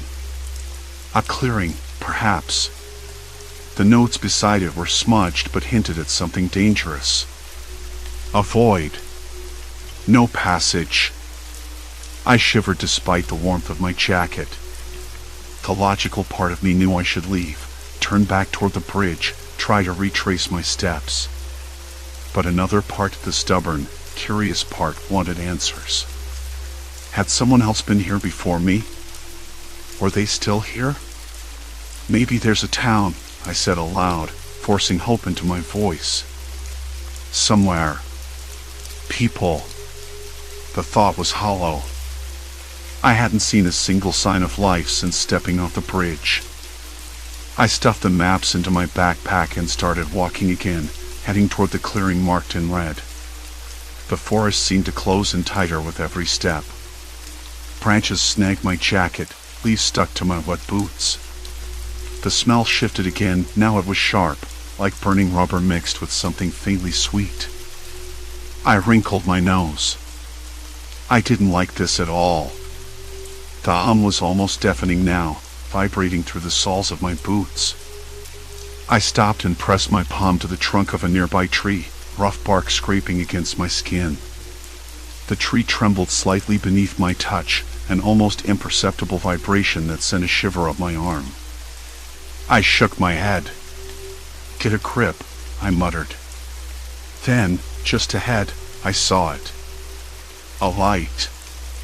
Flickering through the fog like a weak, desperate beacon. It wasn't natural, too steady, too deliberate. A lantern? A flashlight? There was no way to tell. My pulse quickened. The footsteps I'd heard earlier, the maps with their warnings, the unnatural smells and sounds, they were all leading me here. I had to know what waited in that clearing. I moved closer, careful to keep to the shadows. The light bobbed gently, casting long, wavering shadows that danced on the trunks. I could hear voices now, muffled and tense, though I couldn't make out the words. My breath caught. I crouched beneath a low branch and peered through the mist. 3 figures stood around a small campfire, their faces obscured by hoods and the thick fog. They spoke quietly, but their gestures were sharp, urgent. One pointed toward the forest's edge, the others shook their heads slowly. The third held something in their hands, a small, rectangular object that glinted in the firelight. I swallowed hard. They didn't seem like lost hikers or campers. Their posture was guarded, hostile even. And something about the way they moved, calculated, deliberate, made my stomach twist. I backed away slowly, trying not to make a sound. The mud sucked at my boots, the fog pressed in from all sides. The beneath my feet vibrated with a growing intensity, matching the pounding of my heart. I needed to get back to the bridge. I needed to get out. But as I turned, a branch cracked sharply behind me. I froze. The figures stopped talking. The fire flickered wildly. The air went cold. And then, from the darkness, a voice whispered my. The lantern's light didn't just flicker, it pulsed, like a heartbeat, cutting through the mist with a strange insistence. I stayed crouched beneath the low branch, the rough bark biting into my palms through my soaked jacket sleeves. The voices had grown louder, voices with an edge uneasy, sharp, and now I could almost catch the shape of words, broken and clipped, like whispers carried on a wire. "Not supposed to be here," one voice said, breath ragged and quick. "Just keep moving," another replied. "We'll lose him if we don't." A cold weight settled in my stomach. That wasn't just a warning, it was a threat. I swallowed hard. The woods weren't empty. There were others, watching, waiting, maybe hunting. The thought made the damp chill crawl beneath my skin. I'd crossed a boundary, but whatever lay beyond wasn't just some natural oddity. It was something far more dangerous. I glanced back toward the bridge, fog still swirling around its old cables. It looked less like an exit now, more like a trap. The knowledge hit me like a hard slap. I couldn't turn back. Not without being seen. Not without running headfirst into those voices. My boots made no sound on the thick carpet of wet leaves as I pushed myself up and moved closer to the flickering light. The clearing opened wide, and the fog thinned just enough for me to see what was there. A small camp, makeshift tents pitched under the skeletal branches of pine trees. The lantern hung from a crooked branch, swinging gently. Around it, 4 figures moved with restless energy, their faces obscured by hats and scarves, but the glint of eyes caught the dim light that cast long, dancing shadows sharply. One man stood apart, near a crumpled map spread over a rough log. He traced lines with a finger, muttering to himself. The map was unfamiliar, no highways, no towns marked. Instead, there were clusters of symbols I didn't recognize, smudged in places as if someone had tried to erase them. I squinted, breath hitching as I realized the map wasn't just wrong, it was deliberately misleading. This place, whatever it wasn't on any official chart. It wasn't meant to be found. The man looked up suddenly. Our eyes met for a split second, and I froze. His gaze was sharp, calculating, not quite hostile, but cold. Then he turned away, back to the map, as if deciding something. I swallowed, heart pounding so loud I was sure they'd hear it. Slowly, I backed away, but a branch snapped underfoot, loud in the heavy silence. The figures shifted instantly, heads turning, shoulders tensing. "Hey," the man with the map called out, voice low but firm. "Who's there?" I swallowed again, voice tight as I forced words out. I'm just passing through. Didn't mean to. Passing through where?" The other voice was closer now, cautious but edged with suspicion. I glanced at the bridge again. No way back without crossing the clearing. No way forward without them knowing. My mind raced. They weren't just locals. Their gear was odd, mismatched, like scavenged relics from different times and places. Something about them made the hairs on my neck stand up. I'd stumbled into something I didn't understand, but it was clear they did. "I want to leave," I said quickly, hands raised slightly, palms out. "I don't want trouble." The man near the map smiled faintly, but it didn't reach his eyes. "Trouble's already here," he said. "You crossed the line. You can't just walk back." The words hit me harder than any blow. I looked at the bridge, then at the thick woods on either side. The storm that had driven me here was still raging faintly, the wind whispering through the branches like a warning. The landscape behind me, the one I recognized, was gone. Replaced, warped. The air smelled wrong too, a mix of damp earth and something metallic, like rusted iron left too long in the rain. "What line?" I asked, voice barely steady. He stepped closer, eyes narrowing. "The one between what's mapped and what's hidden. Between the world you know and the one you don't." I blinked. It sounded like nonsense, like some bad dream spun into words. But his gaze, steady and unblinking, told me it wasn't. "Look," I said, taking a small step forward, trying to keep my voice calm. "I don't want to get involved in whatever this is.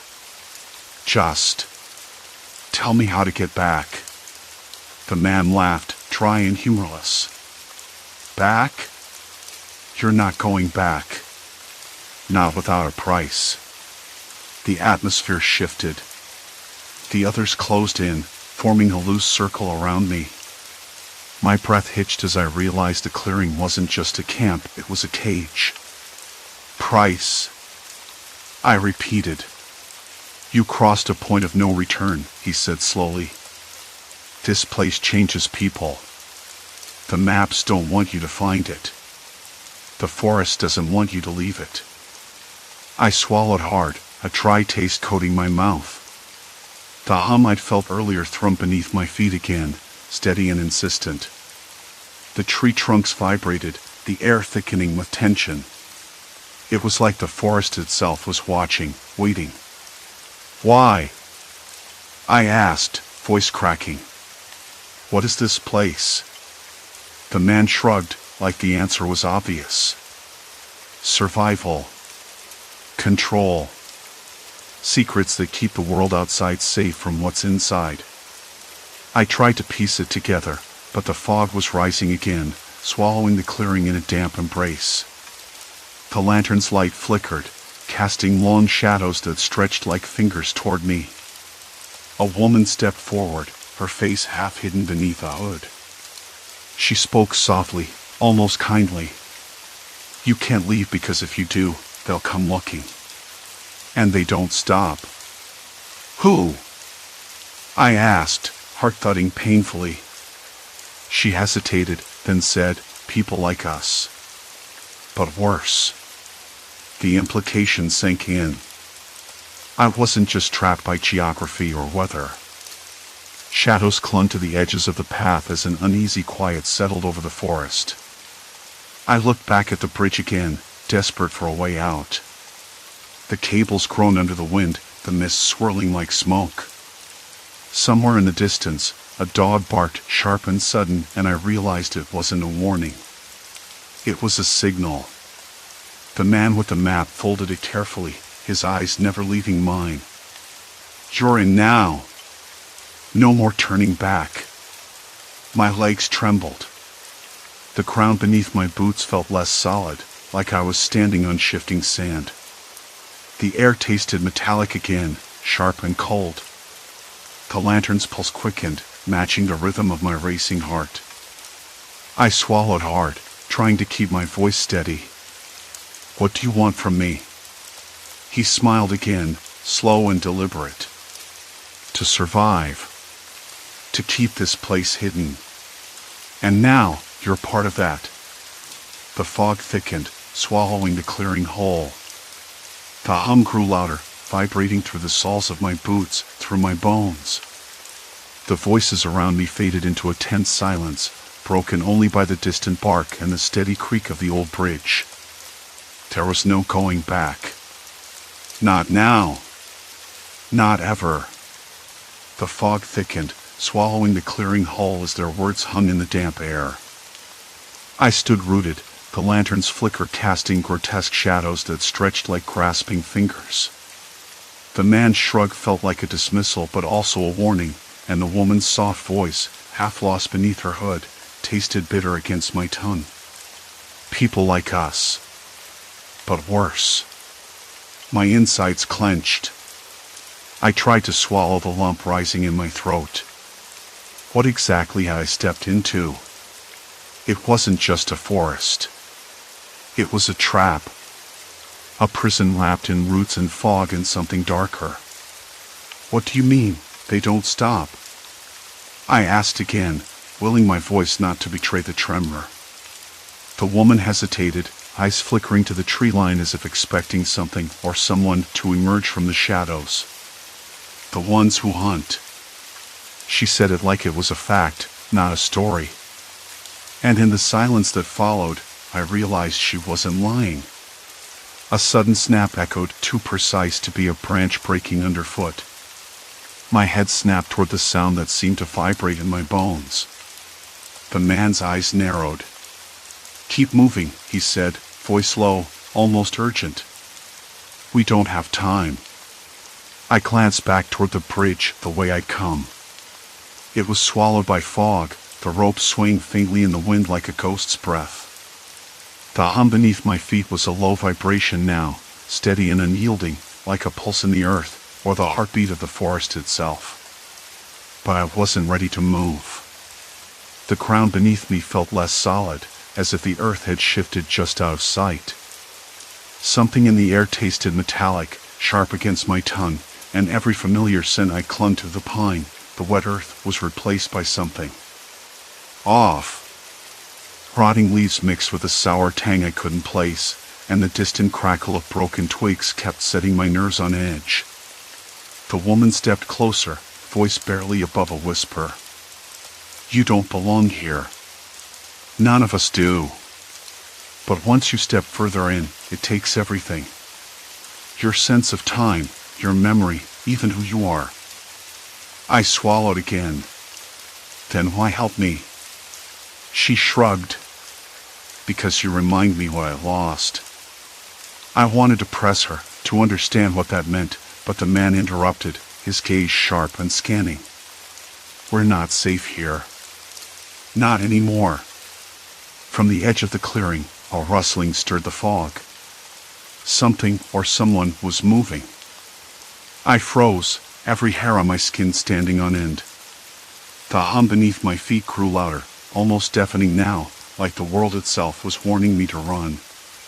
"Stay close," the man ordered. My legs felt like lead, but I followed, the three of us slipping into the shadows of the trees. The fog wrapped around us, cold and suffocating. Every step sank slightly into the mossy ground, muffling our movements. The forest was alive with whispers, leaves brushing against bark, the faint crackle of dry branches, the distant drip of water from saturated leaves. Then I heard it, a low, guttural murmur, too close to be a natural sound. My breath hitched. The man grabbed my arm, hard enough to leave a bruise.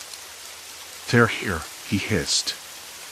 I tried to peer through the mist, but the shapes were amorphous, shifting in and out of focus. I wanted to tell myself it was just my imagination, but the hairs at the back of my neck screamed otherwise. A figure emerged from the fog, limping, but quick. Their eyes caught mine, sharp and wild. No friendly recognition, their only hunger. The scent of sweat and something fouler filled the air. I stumbled backward, heart pounding in my ears, every instinct screaming to run, but where? The forest was a maze, the fog thickening with every passing second. "Don't show fear," the woman whispered fiercely. "It's what they want." The figure lurched forward, and I caught sight of others, more emerging like shadows from the mist, their movements jerky, unnatural but terrifyingly human. Not monsters, but something twisted. People stripped of civility, driven by desperation or madness.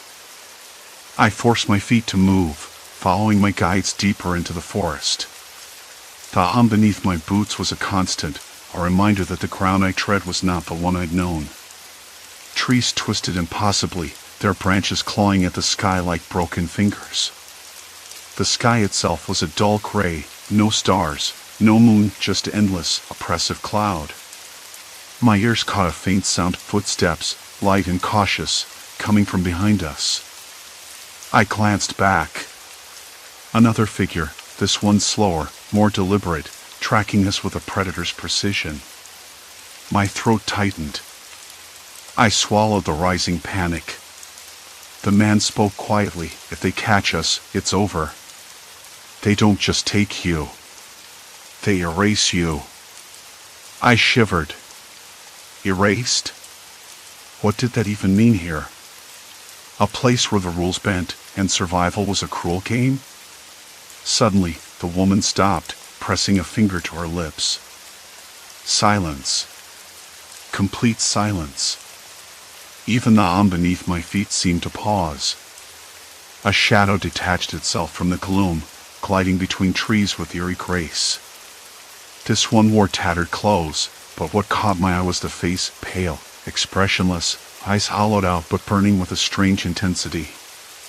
"Why are you here?" it asked, voice low and hollow, but not unkind. My guides tensed, but I blurted out, "I'm lost. I didn't mean to come here." The figure's gaze flicked to them, then back to me. "No one comes here by mistake."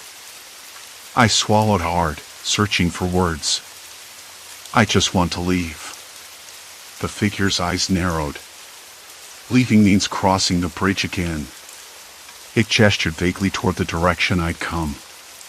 "But the bridge is a threshold." The rain had finally stopped. Not with a grand gesture or a last, heavy downpour, but with the quiet, shivering pause of a world holding its breath.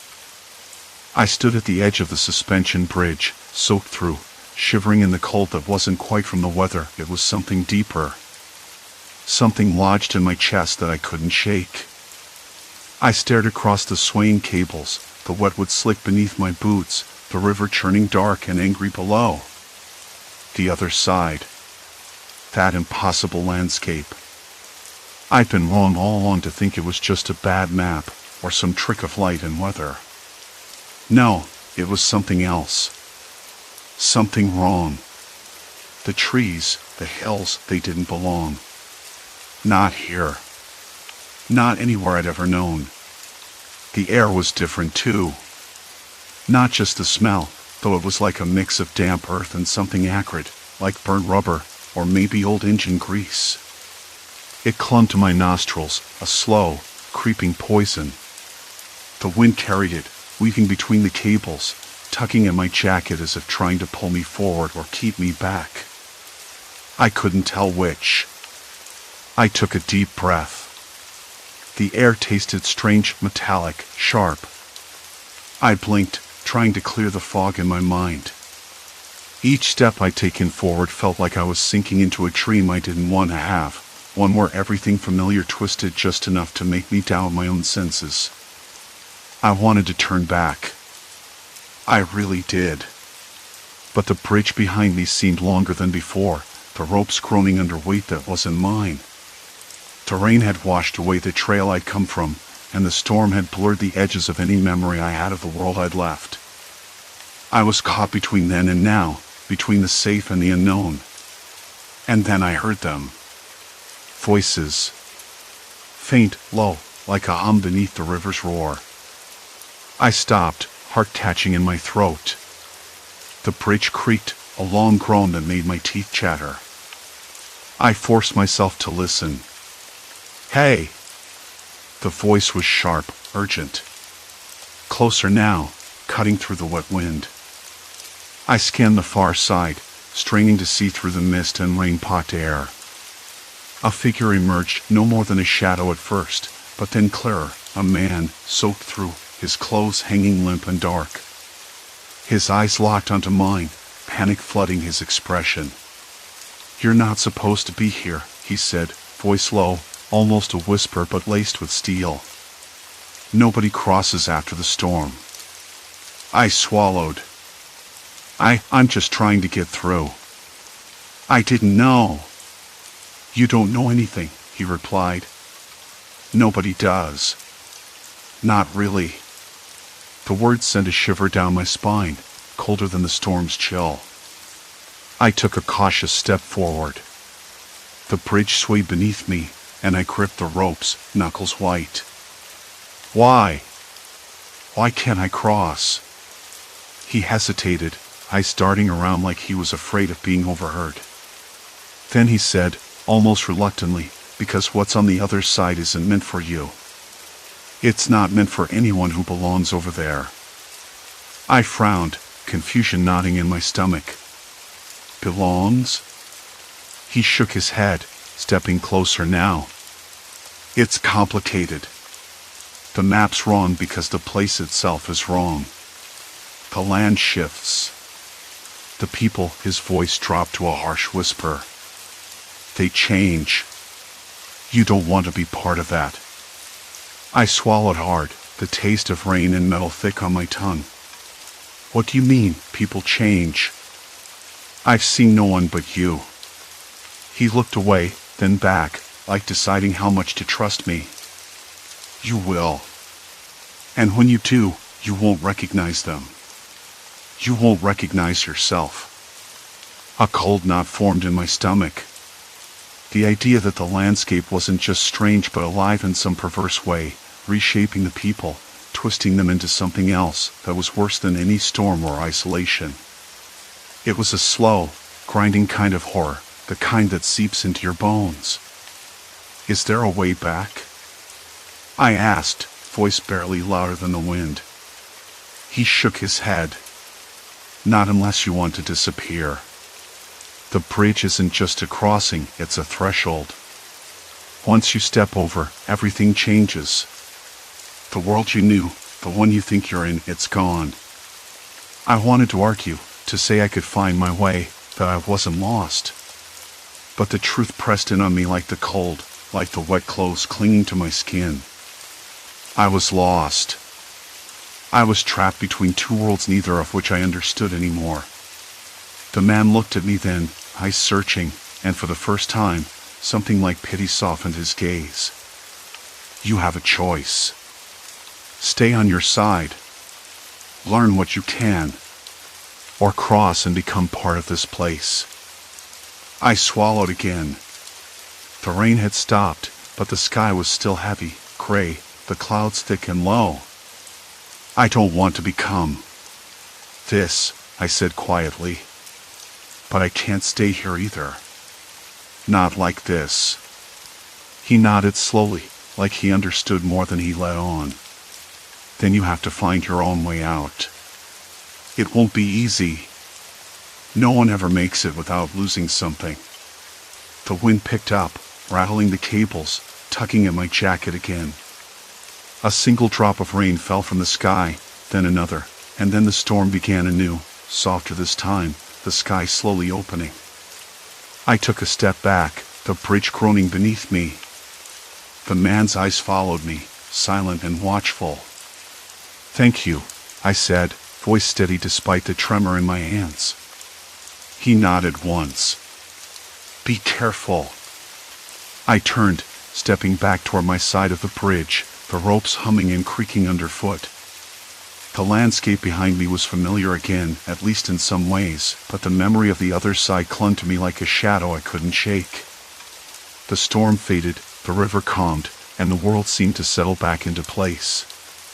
But I knew better now. The map was wrong. The land was wrong. And so was I. I was changed. When I finally stepped off the bridge, the ground solid beneath my feet, I looked back once. The other side stretched out beneath the low clouds, waiting, silent and inscrutable. I didn't have answers. Maybe I never would. But I had a story, a warning, if anyone ever listened. Some places aren't meant to be crossed. Some doors, once opened, can't be closed again. And some bridges are better left untraveled. I walked away, the scent of rain and earth filling my lungs, the cold fading slowly from my fingers. The world felt different, yes, but it was still mine. For now. And that was enough. Story 4, Endless Route, Trapped in Shifting Realities. The bus smelled like stale coffee and worn vinyl, a scent so familiar it should have comforted me. I traced the condensation on the glass with the tip of my finger, watching the streaks bend and twist in slow motion. My knuckles were cold, almost numb, but I didn't try to warm them. There was a quiet hum in the bus, the kind that settles in your bones after hours spent idling on the road. People talked in low voices or stared straight ahead, lost in their own worlds or maybe trying not to think at all. I didn't even know why I was on this bus. I told myself it was a break from everything, a chance to clear my head, but now that I was here, I wasn't sure I wanted to be anywhere at all. The driver, a man whose face was partly hidden beneath the shadow of his cap, glanced at me in the rearview mirror. Our eyes met for a fraction of a second, and I caught something there, something sharp, maybe a warning? But he looked away too quickly, as if embarrassed. I blinked, and he was just a man doing his job, nothing more. A few seats ahead, a woman coughed softly, covering her mouth with a tissue. I noticed a faint red smear on her sleeve, but when I looked again, it was gone. Maybe I imagined it. My throat tightened, and I swallowed hard, trying to ignore the sudden dryness. The bus jolted over a patch of rough pavement, and I gripped the armrest, the plastic cool beneath my fingers. I had been on this bus for 3 days now, or was it 4? The line between them had blurred. Each morning, the driver took a different route, veering down unfamiliar roads lined with houses that seemed too neat, too quiet. Towns appeared and disappeared, their names slipping through my memory like smoke. The passengers shifted too. Faces changed, though some stayed the same. I wasn't sure if they were new people or if I had simply forgotten the ones who'd left. It was unsettling, but I told myself it was the monotony playing tricks on me. Travel does that, right? Messes with your sense of time. But then, why did I feel the weight of eyes watching me whenever I turned around? The bus's overhead lights flickered, casting brief shadows that danced across the ceiling. I looked up and caught my reflection in the window, a pale, tired face framed by tangled hair. I blinked again, and the reflection wavered, as if the glass wasn't quite solid. I shook my head, dismissing the unease creeping up my spine, From the back of the bus came a murmur of voices. I couldn't make out what was being said, but the tone was urgent, low, and hurried.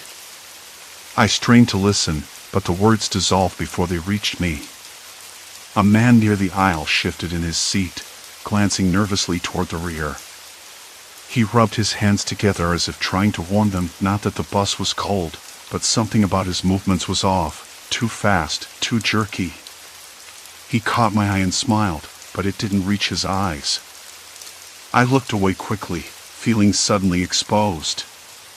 There was a rustle of plastic bags and a faint smell of something metallic like pennies or old pennies, mixed with something bitter and chemical. It made my stomach turn. I reached into my backpack for the bottle of water I'd been sipping from all morning. The plastic was warm, sticky almost, and when I tilted it to drink, a bitter taste coated my tongue. I stopped mid-sip and set it down, the unease settling deeper. I glanced around the bus again. A man in a rumpled suit was staring at the ceiling, his jaw tight. Across the aisle, a young woman tapped her foot rapidly, her eyes darting between the window and the aisle. No one spoke, but the tension was thick, an invisible thread pulling tighter with every mile. The bus slowed as we approached the next stop. I could see a small cluster of buildings, a gas station with a flickering sign that read open, although the letters were missing or broken. The driver didn't stop. Instead, he pressed the accelerator, the engine growling as we sped past. I frowned. Every other stop we'd made was brief but real enough. People got on, got off, bags shifted hands. But here, nothing. Just the illusion of a place that wasn't quite there. I leaned back, trying to steady my breathing. The silence inside the bus had become oppressive, like the calm right before a storm. I closed my eyes for a moment and thought about why I'd left home in the first place. I told myself I needed distance, a break from the noise of everyday life, the constant barrage of news and people's worries. But now, surrounded by strangers whose faces blurred and shifted, I wasn't sure I was running anywhere at all. A sudden cough broke the quiet. It was harsher this time, coming from the woman who'd been sitting a few rows ahead of me.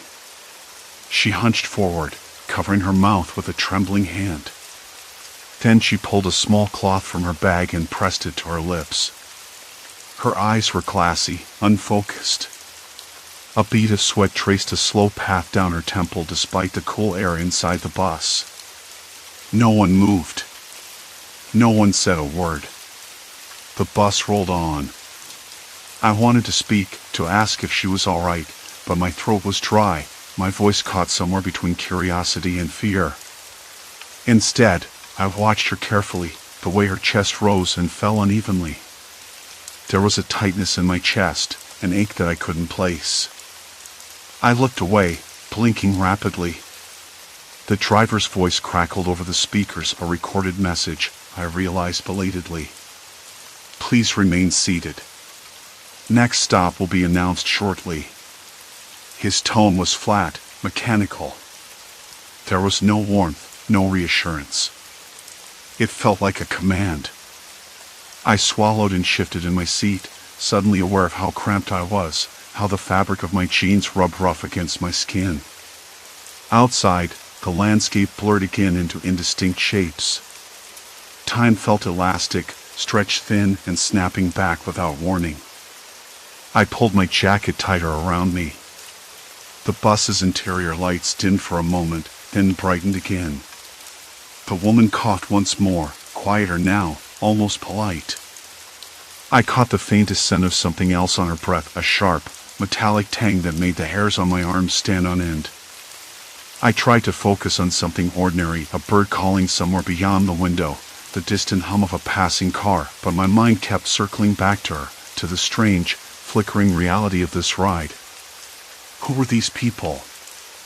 Why did the route keep changing? And most unsettling of all, why did it feel like I was the only one noticing? The bus rounded a bend, and in the distance, a small town emerged, its streets empty, as if everyone had vanished at once. The stop was up ahead, but the driver didn't slow. I pressed my forehead against the cool glass. Silence.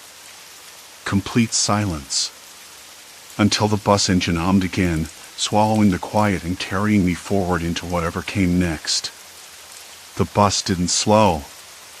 It barreled past the empty streets of that ghost town like it was invisible, a phantom itself. I pressed my forehead harder against the glass, the cold seeping through my skin and into my thoughts. Outside, the sky had deepened to an oily shade of indigo, the last light of day dying somewhere behind the hills.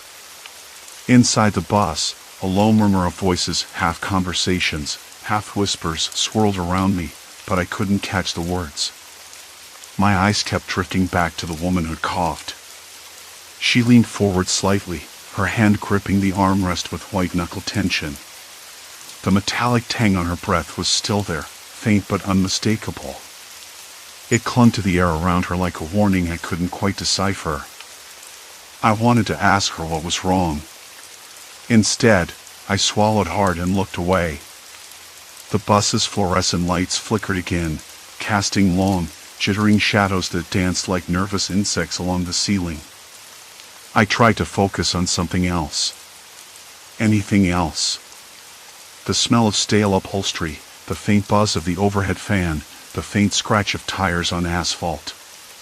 But the silence from outside gnawed at me, a creeping certainty that something was wrong beyond the windows. When the bus finally stopped, it was at a rundown rest area shaded by a scraggly copse of trees. No one got off. The driver's face was unreadable in the rearview mirror, the dim glow catching just the edge of his jawline. I caught my breath and glanced around. The other passengers sat rigid, eyes fixed on the windows or their laps. Nobody spoke. The woman coughed again, quieter this time, like a secret being swallowed.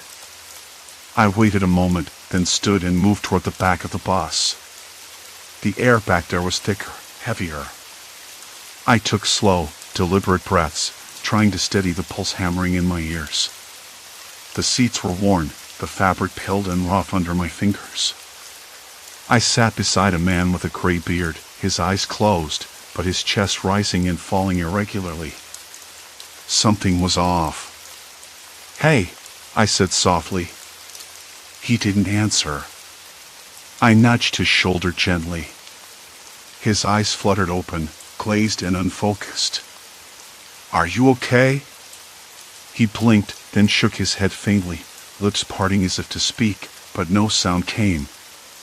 A dry rattle echoed from his throat. I felt a sudden chill. The metallic scent I'd noticed on the woman's breath was here too, subtle and insistent. I swallowed.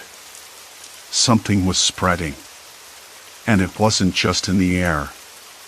I moved back up to the front, heart pounding. The driver caught my eye in the mirror again and gave me a slow, almost imperceptible shake of the head. "No. Don't ask questions." But I did. I had to. "Excuse me," I said, voice low but steady. "Where are we headed? What's the next stop?" He didn't answer. Instead, he adjusted the rearview mirror, his eyes darting briefly to the passengers behind me. Then he spoke, but the words were clipped, vague. "Just keep moving. Keep going." I frowned. Why? The town back there, no one was there. The streets were empty. He didn't look at me. "Things change. Don't dwell on it." His words felt like a barrier, a wall closing in fast. I sank back into my seat, the weight of the unknown pressing down like a thick fog. Around me, the passengers shifted uneasily. Some coughed quietly, others wiped their noses or pressed hands to their foreheads. A woman near the window stared blankly outside, her eyes wide and unblinking. I realized then that I wasn't alone in noticing. Something was happening. Something they didn't want me to see. The next morning, I woke with a dry mouth and a throbbing headache. The bus was parked at a dimly lit station, a place that reminded me of a forgotten corner of the world where time slipped sideways. The passengers were still there, but some faces were different. New people, but with the same hollow eyes, the same muted movements. I found the woman who had coughed. She was sitting near the window, her hands trembling slightly as she clutched a paper cup filled with lukewarm coffee. I sat beside her, trying to catch her gaze. "Do you know what's going on?" I asked quietly. She shook her head, then looked away, her eyes distant. "I don't remember," she whispered. "I keep forgetting." Forgetting. The word hit me like a slap. It wasn't just the places that changed. It was the memories. The past. Something was erasing pieces of reality, making it easier to ignore what was happening. I began to watch the others more closely. A man with a red scarf rubbed his temples, wincing as if in pain. A young woman in a faded jacket kept checking her phone, but the screen was always cracked and dark. No signal. No connection. I tried to talk to the people who seemed less affected, who still had something like awareness.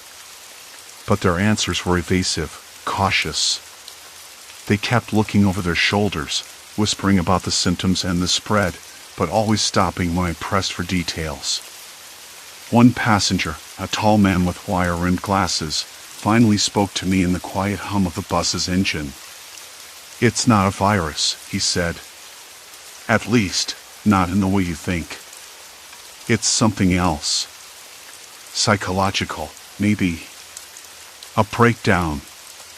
We're all part of it." I blinked, confused. Part of what? He shrugged, voice barely a murmur. "A containment. A loop. They don't want this getting out." His words sent a cold spike down my spine. Containment. Loop. The pieces I'd been trying to fit together snapped into place with a cruel clarity. The bus was a trap. The changing route, the shifting passengers, the fogging memories, it was all designed to keep us contained, invisible to the outside world. But why? And who? I looked around. Nobody else seemed to hear him. The man's eyes flicked toward the driver's seat briefly, then back to me. "Watch your back," he said. "They're always watching." A sudden cough interrupted us, sharp and ragged. The woman with the metallic breath was standing now, moving toward the front. Her face was pale, almost translucent, and her eyes were sunken deep. She looked at me for a long second, then turned away. I realized then that I didn't know who I could trust. Or if trust even mattered anymore.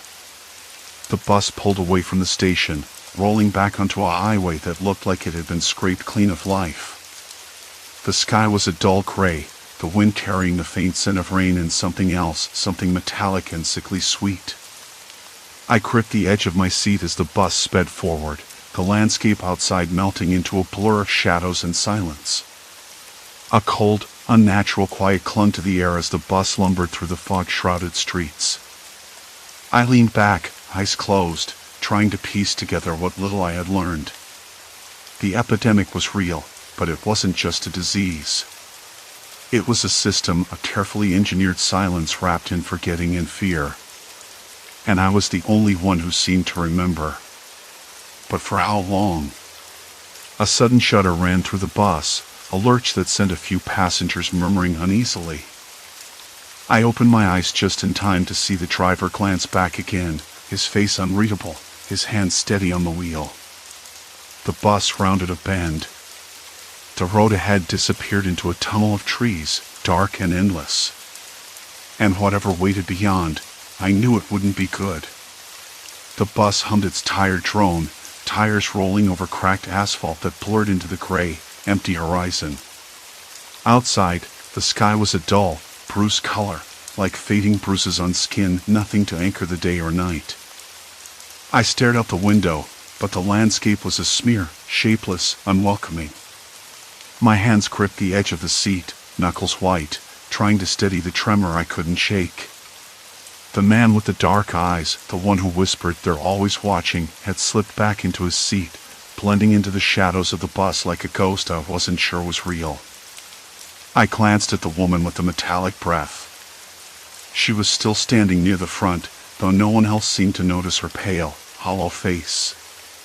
Her eyes were sunken, but sharp, like she saw through everything, including me. I swallowed hard. The sickly sweet metallic scent clung to the air, mixing with the faint wetness of rain on the windows, and an undercurrent of something worse, something rancid just beneath my nose. It wasn't just the smell. It was the feeling in my gut, twisting and curling like a snake in a dark hole. The bus rolled on. No stops. No announcements.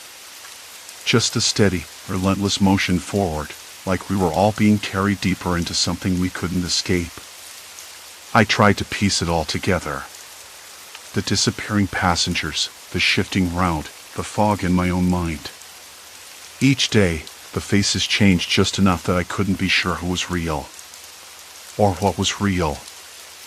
I rubbed my temples, the dull ache pulsing behind my eyes. The man's warning echoed in my head, they're always watching. Who were they? I scanned the rows again. The driver was a blur behind the wheel, his face hidden beneath the brim of a cap. No eyes met mine. No one spoke. The silence was thick, punctuated only by the occasional cough or the faint rustle of a plastic bag somewhere near the back. Then it hit me, the woman with the metallic breath. She wasn't just sick. She was infected. But infected with what? And why was it so secretive? Why was everyone pretending or forgetting? A sudden shiver ran down my spine. My skin prickled with cold sweat. I realized I had been holding my breath. I decided I needed answers.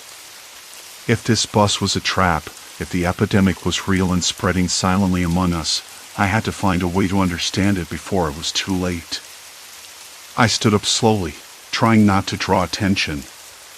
The bus swayed gently, and I grabbed the back of a seat to steady myself. The other passengers were mostly quiet, eyes downcast or fixed on their own private worlds.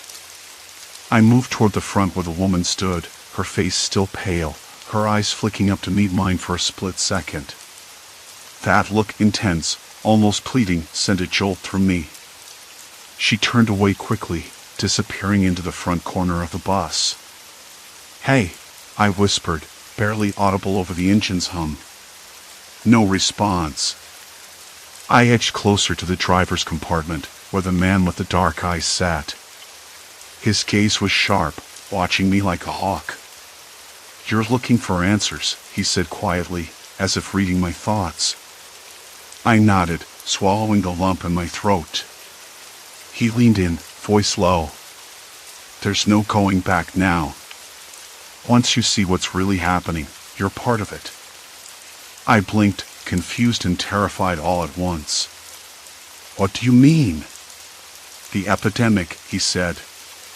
"It's not just a disease. It's control. They keep us moving, changing the passengers, erasing memories.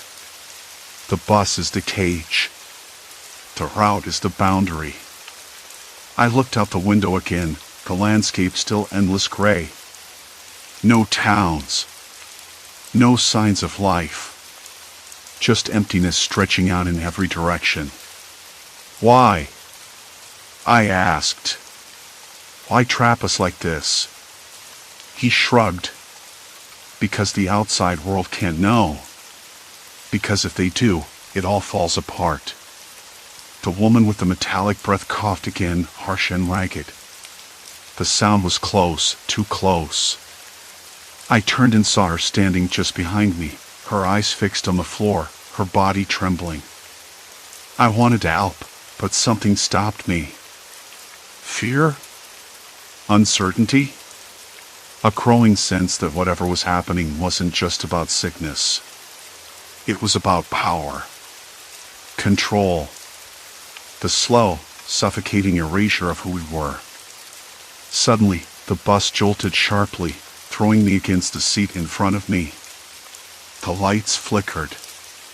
A low murmur spread through the passengers like a wave, uncertainty, fear, confusion. The man with the dark eyes stood up, voice firm. "They're changing the route again. We're not safe." My heart pounded so loud I thought the others might hear it. I looked around, faces pale and tense, the silence broken by the occasional cough, the metallic tang thick in the air. I realized then that the choice was gone. The bus wasn't just carrying us somewhere. We were trapped in a cycle, a loop with no end, no escape. And whatever was out there waiting was getting closer. I sank back into my seat, hands trembling as I stared at the dim ceiling. The fog in my mind thickened, memories blurring like wet ink on paper. I tried to hold on to what little I understood, but it slipped through my fingers. The man's words echoed again, chilling and absolute. "Once you see what's really happening, you're part of it." I had crossed the point of no return. Outside, the rain began to fall, tapping against the windows like cold fingers, erasing the world beyond. And the bus kept moving forward. The rain didn't stop. I sank further into my seat, fingers twisting the worn fabric of the armrest. The bus hummed beneath us, a low vibration that felt like the heartbeat of some great beast. The other passengers shifted quietly, faces pale in the dull overhead light, eyes darting toward the dark windows as if expecting something to appear there. I caught a cough, a dry, rasping sound that cracked the stillness, and the scent of antiseptic rose faintly from somewhere, sharp and clinical. I wanted to ask the man with the dark eyes more, but the words stuck in my throat. Even now, I wasn't sure if he was warning us or condemning us. The line blurred. Everyone here was caught in the same web, but who had spun it? And why? The bus lurched, jerking me forward. I gripped the seat in front of me, knuckles white. The dim ceiling lights flickered, the glow stuttering like a failing heartbeat. Darkness pressed at the edges of the windows, swallowing the landscape whole. The familiar landmarks from earlier days, highways, gas stations, roadside diners, had vanished. Instead, we were surrounded by an endless gray void, punctuated only by the occasional flash of distant headlights or the wet glint of a slick road. I glanced around the bus. Faces were set in masks of quiet dread. The woman in the seats behind me rubbed her temples, eyes squeezed shut as if willing away a headache. A teenager near the front stared blankly ahead, lips trembling. The man with dark eyes remained standing, his expression unreadable, but his body tense, like a coiled wire ready to snap. "Do you know where we're headed?" I asked him, voice hoarse and uncertain. He shook his head slowly. "Not really. The route changes every time. It's like they're rewriting the map without telling us." His eyes flicked to the window, to the rain, to the shadows beyond. "And whatever's out there, it's waiting for us to get too tired, too distracted." I swallowed hard. "Who's they?" No answer. Just a long silence, the kind that presses on your chest so hard you think you might suffocate. Then, from somewhere near the back, a soft moan broke the quiet. Heads turned sharply. The woman next to me stiffened, eyes wide. "She's sick," the man with dark eyes said, voice low. "That's how it starts." I looked toward the sound. A young woman sat hunched over, face pale and damp with sweat. Her breaths came ragged, shoulders shaking with each inhale. The smell hit me then, a faint but unmistakable scent of decay, like rotting fruit buried in damp earth. It crawled under my skin, setting off every nerve ending. "Is there a doctor?" "Someone," I started, but the man shook his head. "No one left to help." He turned to scan the passengers. Most of us are past the point of caring. A chill slithered down my spine. I realized then that the epidemic wasn't just spreading outside. It was here, in the bus, in the people I sat beside, in the very air we breathed. The sick woman's moans grew louder, more desperate. The bus groaned against the road, the suspension creaking under the weight of something unseen. I wanted to reach out, to do something, but my hands trembled too much. The man with dark eyes stepped forward, his voice steady but quiet. We have to isolate her before it's too late. A few passengers shifted away, murmuring in half-formed panic. The sick woman's eyes fluttered open, glassy and unfocused. She tried to speak, but her voice was a broken whisper. Help. Me. The bus felt smaller, air thickening until I could barely breathe. My mouth went dry, taste chalky and bitter. I pressed my palm to the cool window, watching raindrops race each other down the glass as if fleeing something. Why are we going in circles? I asked, more to myself than anyone else. Why can't we stop this? The man with dark eyes met my gaze. Because they don't want us to know. Every day, the same route, the same faces, the same sickness spreading like wildfire. They erase what we remember, confuse us, keep us moving forward until there's nowhere left to run. Who?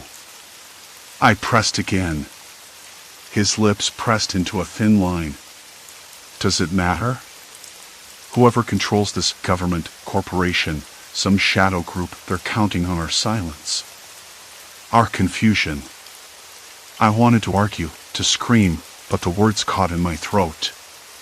Instead, I looked around the bus once more. The passengers were slipping deeper into their own private hells, some staring blankly, others coughing quietly, faces pale and strained.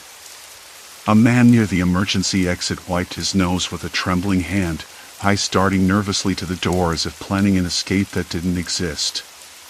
The sick woman convulsed suddenly, a dry cough ripping from deep in her chest. The sound echoed through the bus, raw and ragged. The man with dark eyes moved quickly, easing her down into a seat by the aisle, away from the others. His hands were steady, but his eyes betrayed the same fear I felt clawing at my ribs. No one leaves this bus until it's over, he said softly, though his voice held an edge I hadn't heard before. We're locked in, whether we like it or not. I sank back, heart hammering so loud I was sure it would burst through my chest.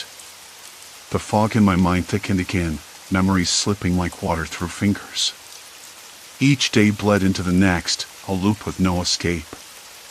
The epidemic, the sickness, it was a slow poison twisting through the veins of this doomed caravan. And I was trapped in the middle of it. The bus jolted violently, throwing me forward again. The lights flickered and died, plunging us into near darkness. A chorus of gasps and coughs filled the air. I blinked, struggling to adjust. The rain hammered harder, a relentless drumbeat that drowned out everything else. The man with dark eyes whispered, "Brace yourself. Whatever's coming next won't wait for us to be ready." A sudden, sharp banging rattled the rear door. The sick woman's eyes whitened, panic flashing through her haze. The bus fell utterly silent. Even the rain seemed to pause, hanging in the cold air like a hell breath.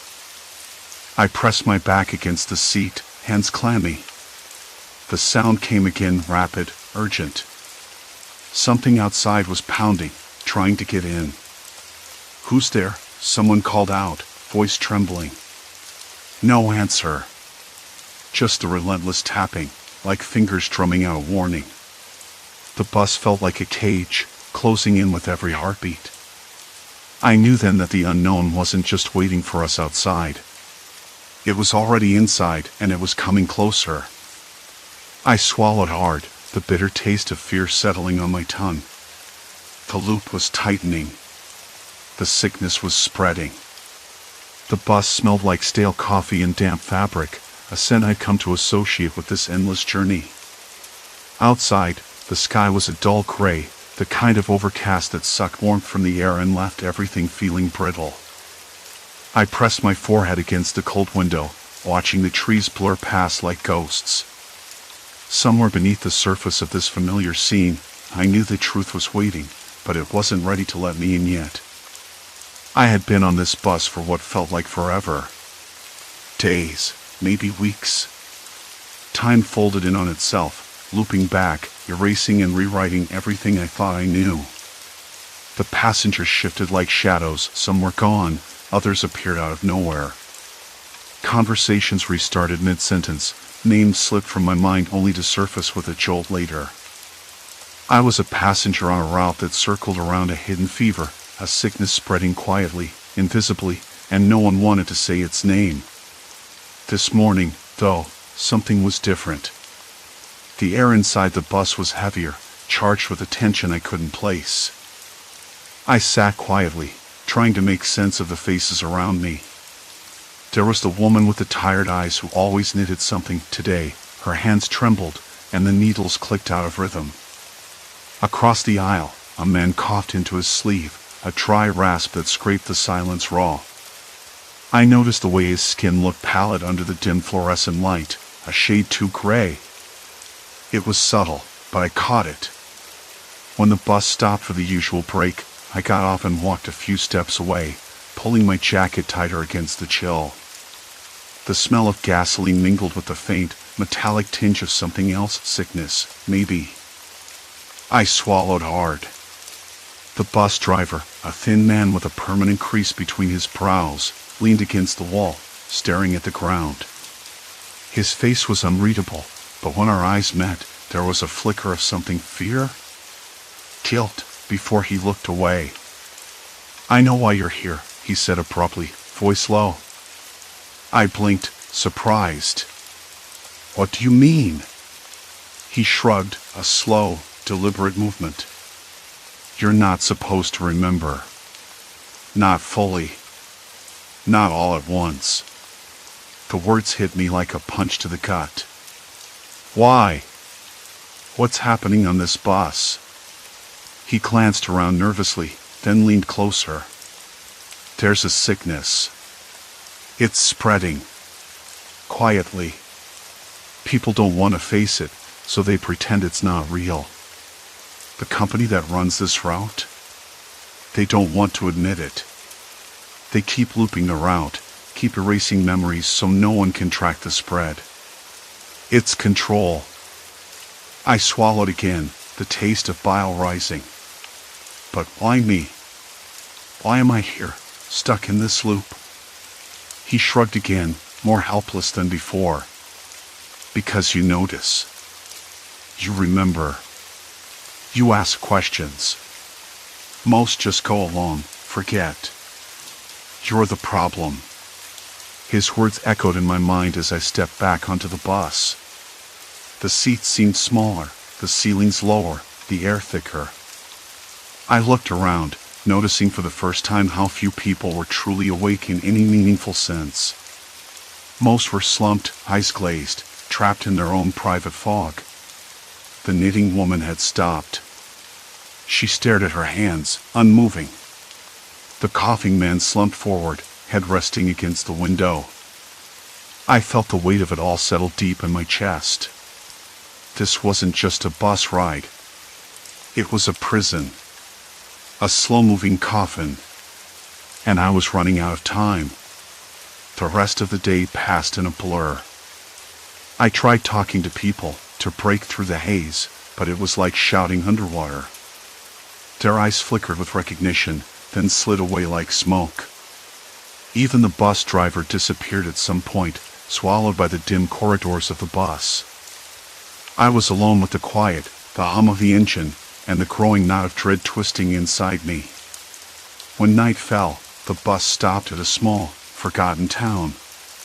The streetlights flickered weakly, casting long shadows that stretched like fingers across cracked pavement.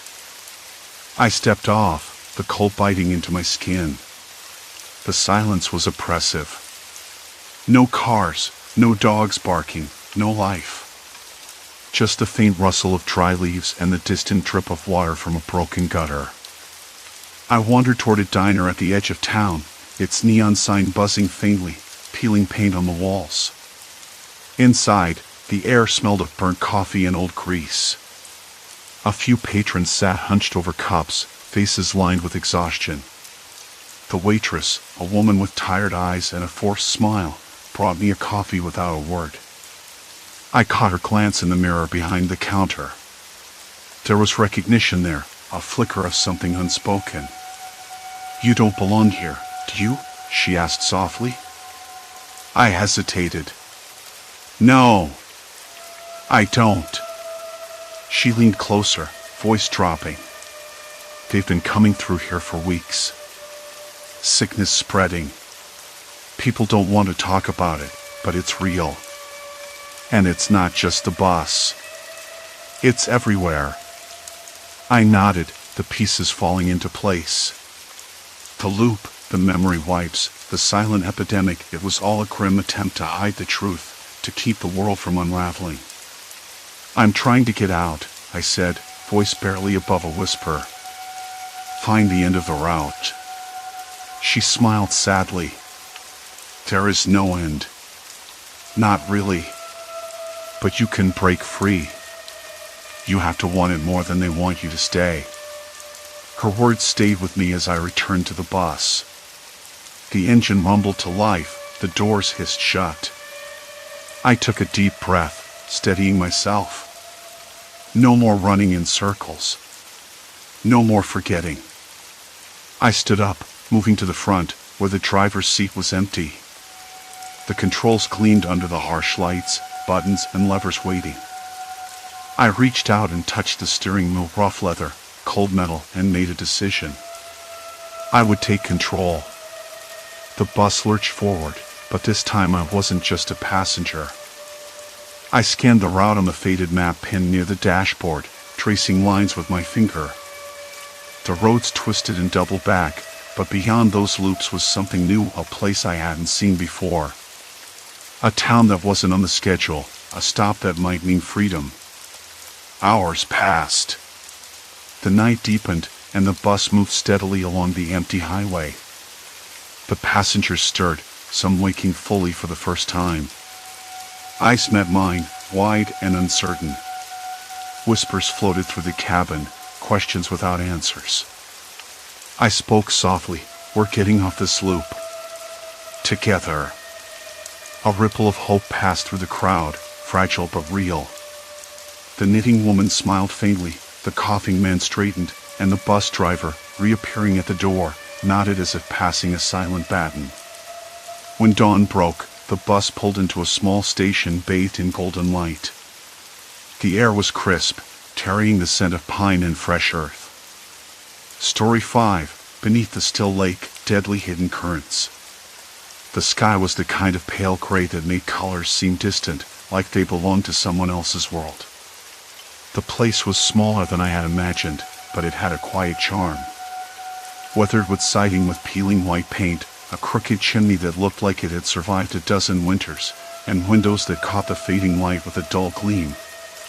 Inside, the floors creaked underfoot, and there was a faint mustiness, like the house was still settling after years of silence. I dropped my bags by the door and opened a window to let in the smell of pine and wet earth. The lake was almost hypnotic, spreading out like a mirror, calm and deep. I had come here to write, or at least to try. To escape the city's noise, the endless emails, the hum of fluorescent lights. To find some quiet. To figure out what I wanted next. But already the silence felt heavy, and my thoughts were noisier than ever. The first neighbor I met was a man named Carl. He was out walking his dog, a scruffy little terrier that looked like it hadn't had a bath in months, and he stopped when I introduced myself. He was in his late 60s, with a weathered face and eyes that looked used to watching things most people wouldn't notice. "You're new here," he said, his voice gravelly. "Lake House." "Yeah," I said, nodding. "Just for a couple of weeks. Trying to get some work done." He glanced toward the water, squinting. "You swim?" I was thinking about it. The water looks inviting. He shook his head slowly, tugging on his jacket sleeve. You want to be careful. This lake, it's tricky. Not like the others. How so? He looked at me like I was a kid who didn't know better. Sudden currents. They come out of nowhere. Pull you under quick. No warning. Swimmers get caught up all the time. His dog barked, and Carl's eyes flicked down. Not like a river. More like the lake just changes on you. I tried to smile, but I felt my throat tighten. Sounds like an old wives' tale. He chuckled, a dry sound. Maybe. But I've seen it happen. Twice last summer, at least. People went in easy enough. Came out. Well, they didn't. Bodies never found. I nodded, though it felt like the words didn't stick. I'll be careful. Carl shrugged and turned away, the dog tugging him toward the gravel road that led back to the other cabins. I watched them go, the little dog's tail wagging despite the gravity in the man's voice. I wanted to believe it was just superstition, or maybe exaggeration. But the way Carl said it, like an old wound, made me wonder. That night, the lake was a dark sheet under a swollen moon. I sat on the porch with a mug of chamomile tea, the rim cool against my lips. The air smelled of damp leaves and something else, something metallic, faint, like rust. I tried to settle in, to listen to the quiet, but the silence was too complete. I could hear my own breathing, sharp and uneven. Then, a splash. Not the gentle lapping of waves, but a sudden, sharp sound like someone diving in, or something falling. I froze, staring into the black water. Nothing moved. No ripples spread beyond the initial splash. No lights. No voices. Just the cold night pressing in. I told myself it was nothing. Maybe a fish. Maybe a branch falling. The wind, perhaps. But my hands trembled as I set the mug down. The next morning, the sky was the same pale gray, but the lake had changed. Near the shore, the water rippled in an odd pattern, almost like it was breathing. I walked down to the edge, my feet sinking into the cold, muddy sand. I could feel the water tugging at me, not like a gentle wave but a subtle pull, coaxing me forward. I shook my head. I was being ridiculous. Maybe Carl had been right. Maybe the lake wasn't as peaceful as it looked. Later, I met another neighbor, Mrs. Lang, who was tending a garden a few cabins down. She was a small woman with silver hair pulled back tight, and her hands were rough from years of work. "You're staying by the big dock?" she asked before I could say anything.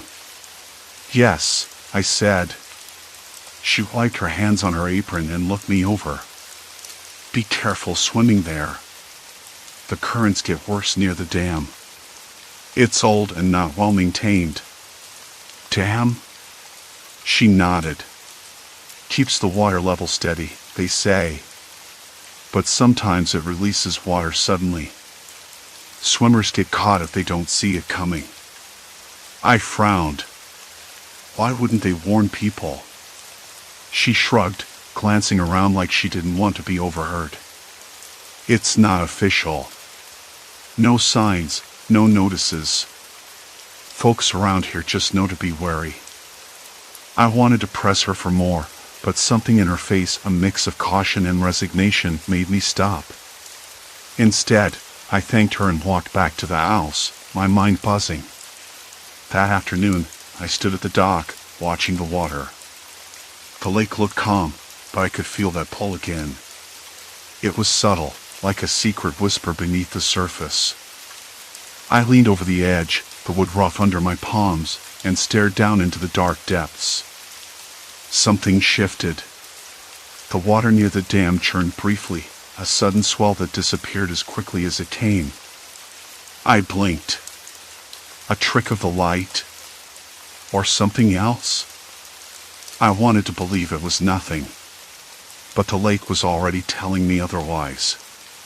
As the sun dipped below the trees, the air cooled rapidly. The lake's surface darkened, and shadows gathered at the edges. I stayed on the porch, watching the water move in slow, unsettling rhythms. That night, I dreamed of pulling under.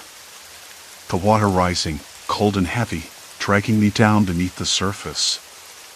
I woke gasping, my sheets twisted around my legs, the taste of mud in my mouth. I sat up and listened. Silence. Complete silence. Yet the lake outside seemed to pulse faintly, as if waiting. The night hadn't fully settled when I finally pulled myself away from the porch and stumbled into the house. I poured a glass of water from the tap. It tasted faintly metallic, like the lake in a way I couldn't shake. I took a slow sip, trying to steady my shaking hands. Whatever was happening out there wasn't just in my head. That pull beneath the surface, the sudden, brief swell near the dam, it wasn't natural. I knew it. Sleep came fitfully, haunted by the cold water dragging me down, the way the lake seemed to breathe beneath the surface. When dawn cracked the sky open, I was still tangled in those dreams, my skin clammy and my head pounding. I forced myself out of bed and onto the porch again. The lake was different in the daylight, less menacing but no less inscrutable. The water stretched out, glassy and still, reflecting the morning light and the dark trees beyond. A light breeze stirred the leaves, carrying the faint sound of dogs barking somewhere far off. I had to start somewhere. The neighbors had mentioned the dam, their warnings laced with an unspoken dread. I thought about old Mr. Harlan, the man who told me the currents were sudden and deadly. If anyone knew what was really going on, it was him. The gravel crunched beneath my boots as I walked down the narrow road to his house. Smoke curled from the chimney, and I saw him through the window, an old man with a face carved by years of sun and wind. His eyes were sharp, though, like he could see right through the surface of things. I knocked. The door opened before I could even raise my hand. "You're up early," he said, voice rough but not unfriendly. "Could say the same," I replied. "Mind if I come in?" He stepped aside, and I followed him into a cluttered living room filled with fishing gear, faded photographs, and dusty books. The smell of old wood and tobacco hung in the air. "I've been thinking about what you said," I began, settling into a chair that creaked under me. "About the currents near the dam." He nodded slowly, lighting a cigarette with deliberate care. "That dam's been a thorn in this place for a long time. Folks around here don't like to talk about it much." "Why not?" I asked. He took a drag, then exhaled, the smoke curling like a ghost between us. "Because it's tied to things folks want buried. Accidents, drownings, disappearances. Too many stories that don't add up." My pulse quickened. "Disappearances?" He looked me in the eye. "Decades ago, a bunch of kids went swimming near the dam. Never came back. Bodies never found. Officially, they say the currents dragged them under. But some of us think the dam's operators knew more than they let on." I swallowed hard, the weight of his words sinking in. Operators? The dam's controlled remotely. Releases water at odd times, shifts the flow. Keeps the lake's levels just right for the company that owns it. But those sudden currents?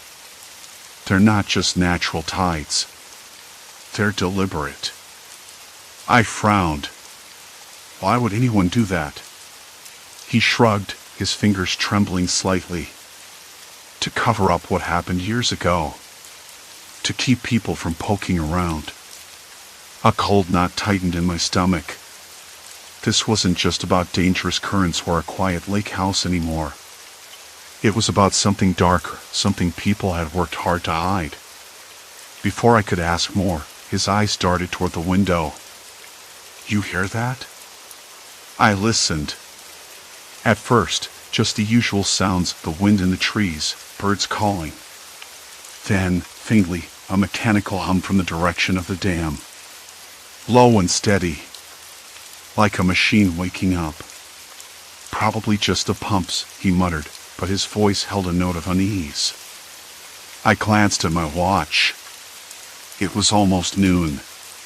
The sun had climbed high, but the lake was strangely restless.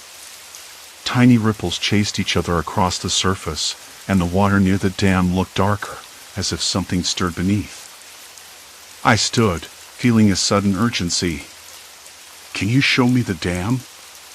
He hesitated, then nodded. I suppose it's time you saw it for yourself. We drove the rutted path together, the truck's tires crunching over loose stones.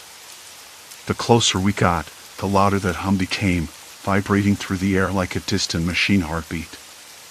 At the dam, the scale of it hit me.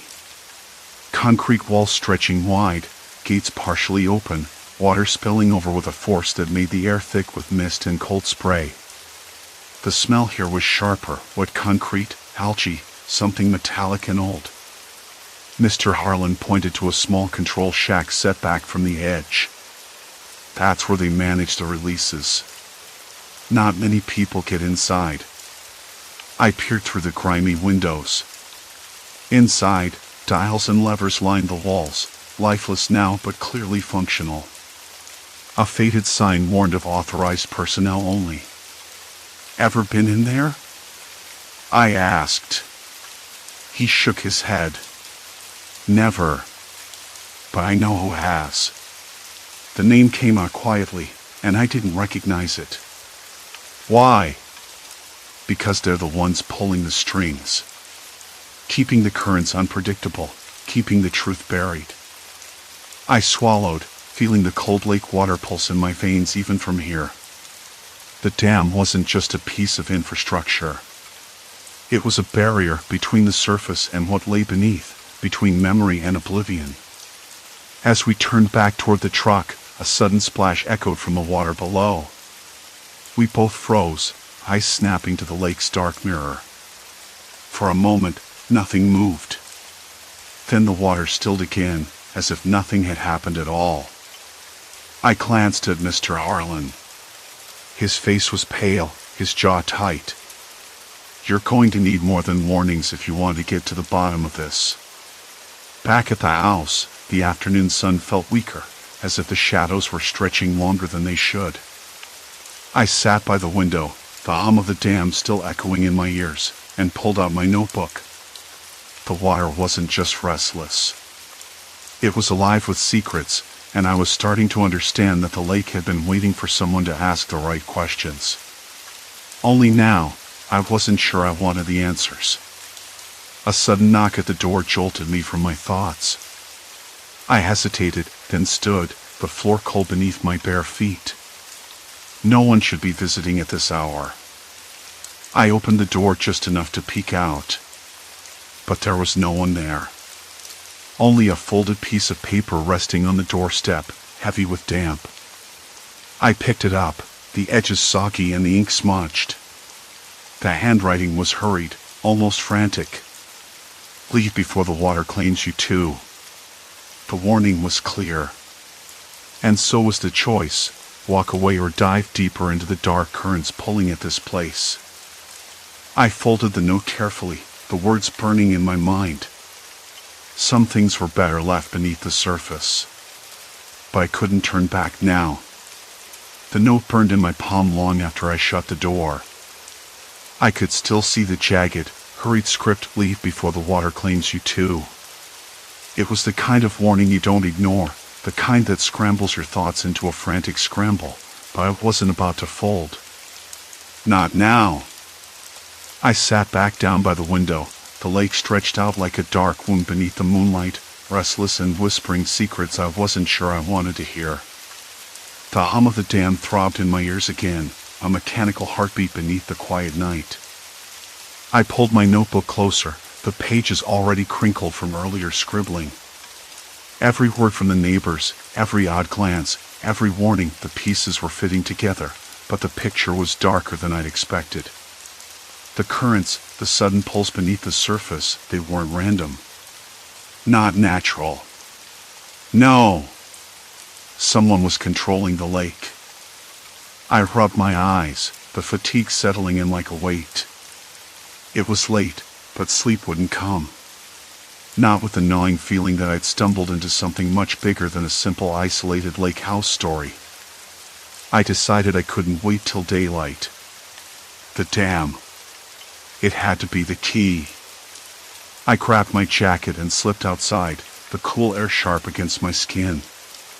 I needed to see it, to hear it close up, to feel what the neighbors meant when they talked about the release. The path to the dam was uneven, the ground rough with stones and roots. The scent of wet earth mixed with the faint tang of rust and oil from machinery.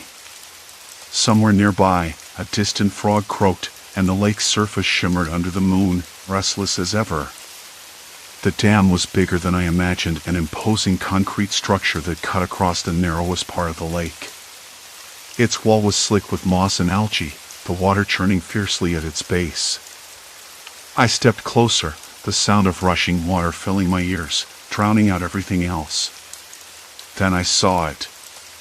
A small metal gate, half hidden behind a thick curtain of ivy.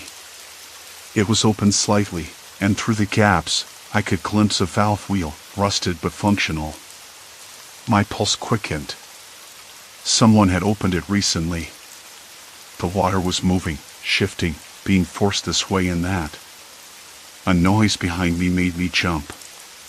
I turned sharply, heart hammering. "Thought I might find you here," a voice said, low and steady. I froze. The man who stepped out from the shadows was older than I expected, face weathered and lined, like he'd spent decades living beside this lake. His eyes were sharp, calculating. "You shouldn't be poking around," he added. I swallowed hard, trying to steady my voice. "I'm just trying to understand what's really going on here." He laughed, but it was hollow. "You think this is some kind of mystery? It's just a lake, kid. Nothing more." "Then why do the neighbors warn about sudden currents? Why do swimmers disappear?" I asked, my voice rising despite myself. He stepped closer, the smell of damp earth and sweat rising with him. "Because some things don't want to be found out." I glanced back at the gate. Who's controlling the dam? Who's opening it at night? He didn't answer right away. Instead, he looked out over the water, his jaw tight. "Decades ago, people drowned here. Accidents, they said. But accidents don't happen in the same spot, over and over." My stomach twisted. "You mean?" He nodded slowly. "That gate controls the flow. When it opens, the water pulls stronger. It hides what's underneath. Bodies, evidence, history. Nobody wants the past to come back." The weight of his words pressed down like the night air around us. The lake wasn't just dangerous because of nature. It was dangerous because of what people had done to it and what they were still doing. I realized then that I couldn't leave. Not anymore. I was tangled in something bigger, with no clear way out. He studied me, eyes narrowing. "You've crossed a line by coming here. There's no turning back." The dam groaned again, water rushing faster, as if responding to the warning. I wanted to ask more, to understand everything, but the chill in the air and that tone in his voice made me hesitate. This wasn't just about uncovering secrets anymore. It was about survival and trust. Before I could say another word, he turned and disappeared down the path, swallowed by shadows. I stood alone, the water roiling beneath the moonlight, the note still burning in my pocket. The lake was no longer just a place to visit. It was a trap. And I was caught. The silence stretched on, thick and heavy, pressing in from all sides. My pulse hammered in my ears as I clenched the crumpled note tighter. Every instinct screamed to leave, to run far from this place before the shadows decided I was their next victim. But something deeper rooted me to the spot, a stubborn thread of defiance tangled with my curiosity. I couldn't turn back now, not when the answers were so close, hidden just beneath the surface of those dark waters. A sudden splash drew my gaze, the ripples spreading wide where the moonlight fractured. Was it a warning? Or an invitation? I swallowed hard, fingertips slick with cold sweat, and stepped closer to the edge.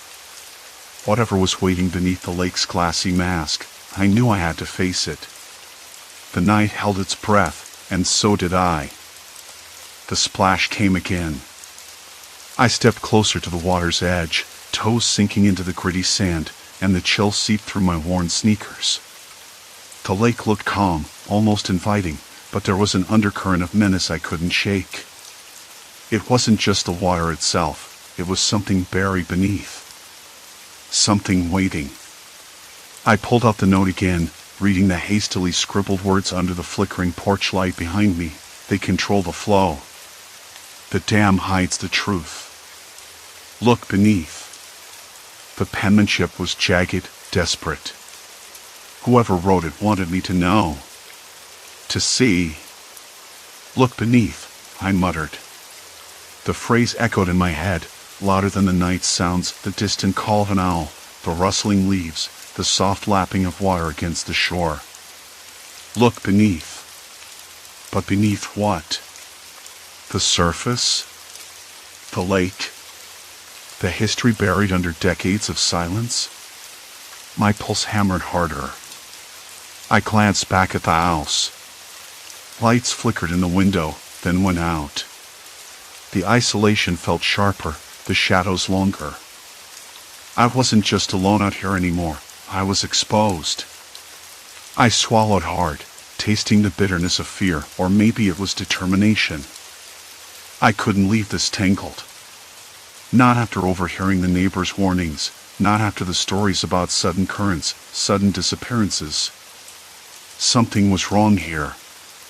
And I needed to know. The note spoke of a dam. I remembered the narrow road winding past the far side of the lake, a rusted metal gate half hidden by overgrowth. Earlier, I dismissed it as old infrastructure, part of the long-abandoned logging operations.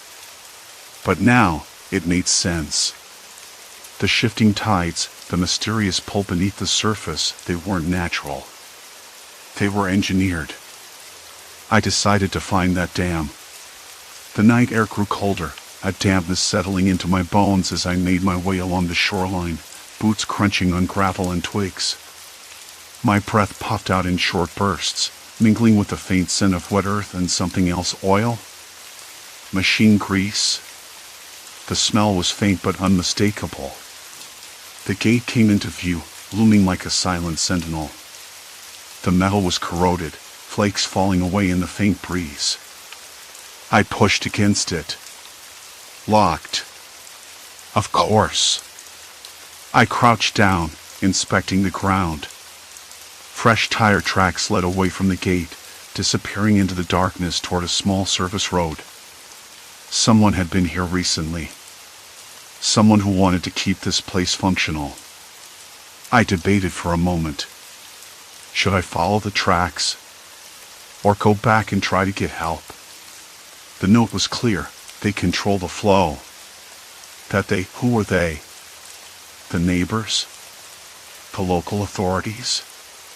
Or someone more shadowed, more dangerous? A sudden noise made me jump, a low, guttural sound, like the scrape of metal on stone.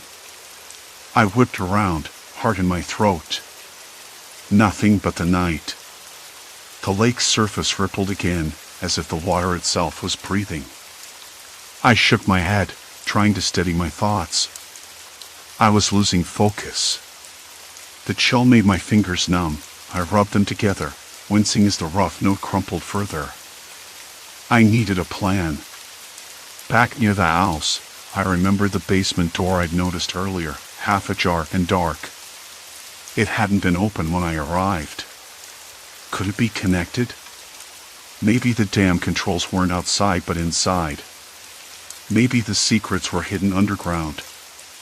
I hurried back, the house looming silent and blank in the moonlight. The porch light flickered once more, then gave out.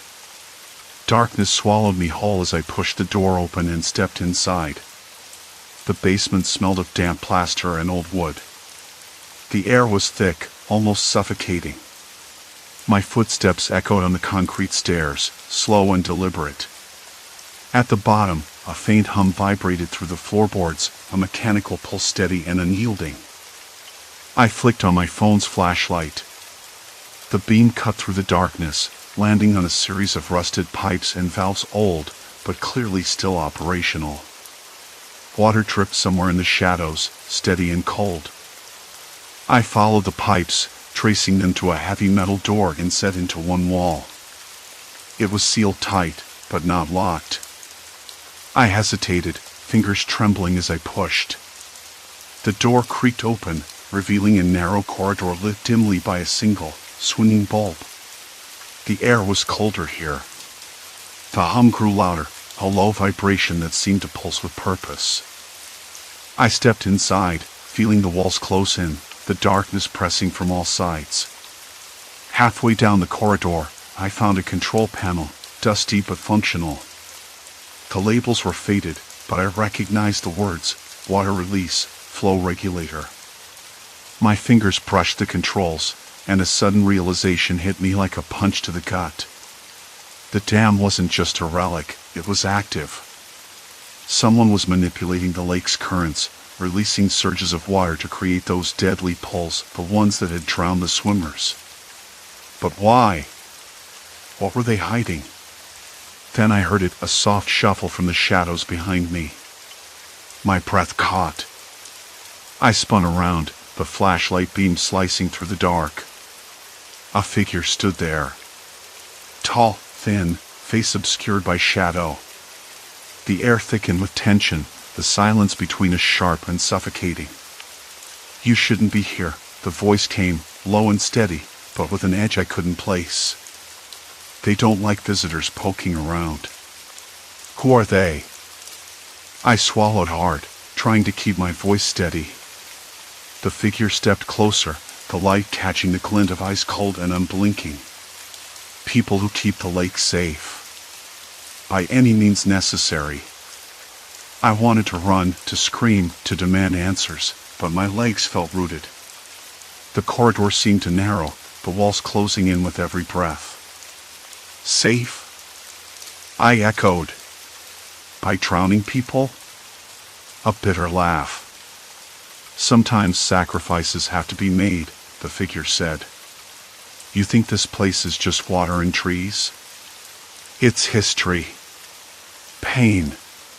Buried deep, like the bodies no one talks about." The words slammed into me. The deaths. The currents.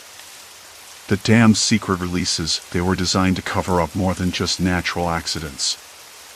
I stepped back, heart racing, the note burning in my pocket like a warning. "Why tell me this?" The figure hesitated, then said, "Because you'll leave. Because you're not one of them."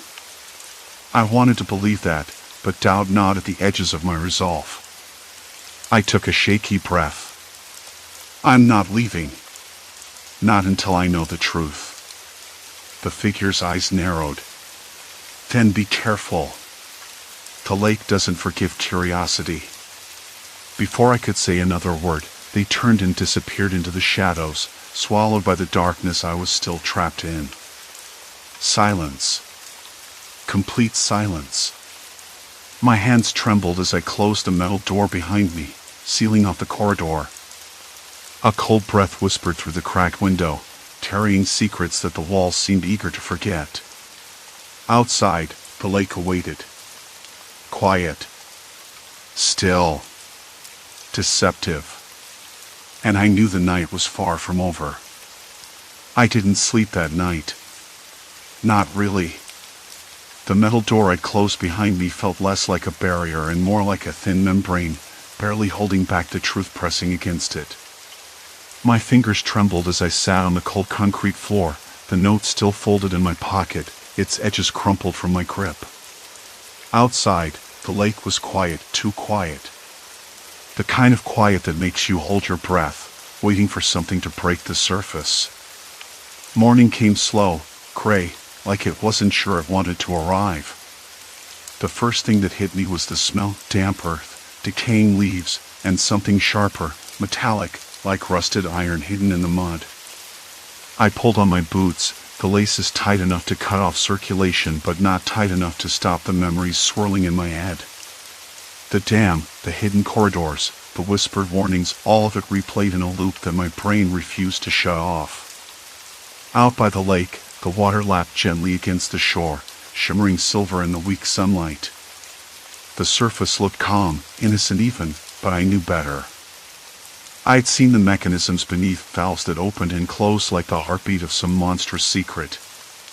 It was a dam release, carefully timed, designed to churn the water just enough to pull someone under, to hide the bodies that had been swept away decades ago. I took a deep breath, the cold air biting my lungs, and walked toward the dock. It creaked under my weight, wood swollen from years of moisture. I ran my hand along the rough edge, feeling the splinters, the grain worn smooth in places. The lake was still, but I could almost see the currents twisting beneath, invisible but deadly. I thought about the neighbors' warnings, the harsh voices at the grocery store, the way their eyes darted when I asked questions. They knew. They always knew. But no one spoke. I remembered the figure's words from last night: "You think this place is just water and trees? It's history. Pain. Buried deep, like the bodies no one talks about." Did they mean the town? The lake? The generations who'd looked away? I swallowed hard. If that was true, then what did it mean for me, for anyone who dared to wade into those waters? The note in my pocket felt heavier now. I unfolded it again, the ink smudged but still legible. They won't stop. Not until the truth is buried with the dead. I folded it back quickly and stuffed it in. A warning or a threat? Maybe both. Later that morning, I drove into town, the car's tires humming on the cracked asphalt. The small cafe by the main street was nearly empty, the smell of burnt coffee and fried eggs hanging thick in the air.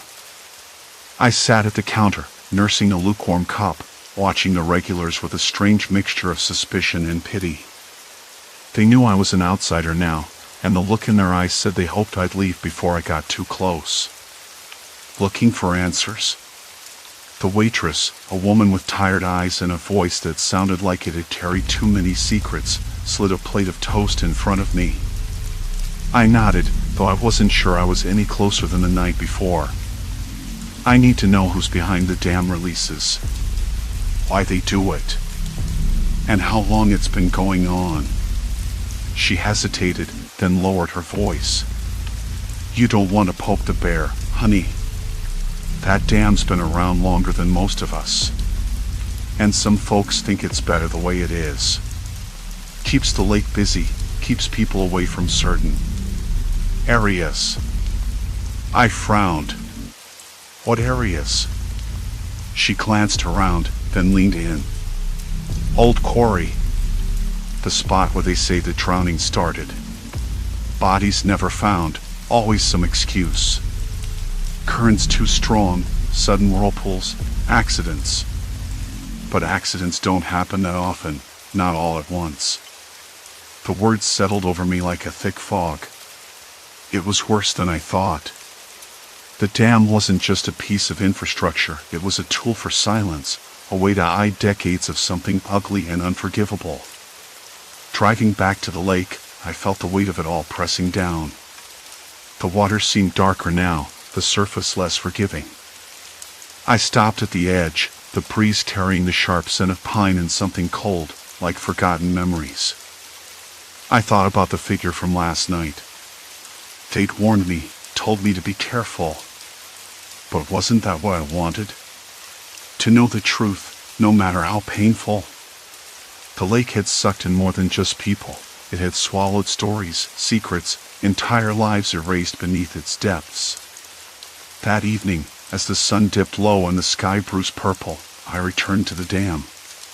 The mechanism was silent now, but I knew it wouldn't stay that way.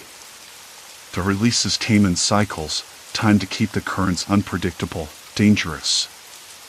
I sat on the cold concrete, listening to the water's slow murmur, the wind stirring the trees like whispered voices.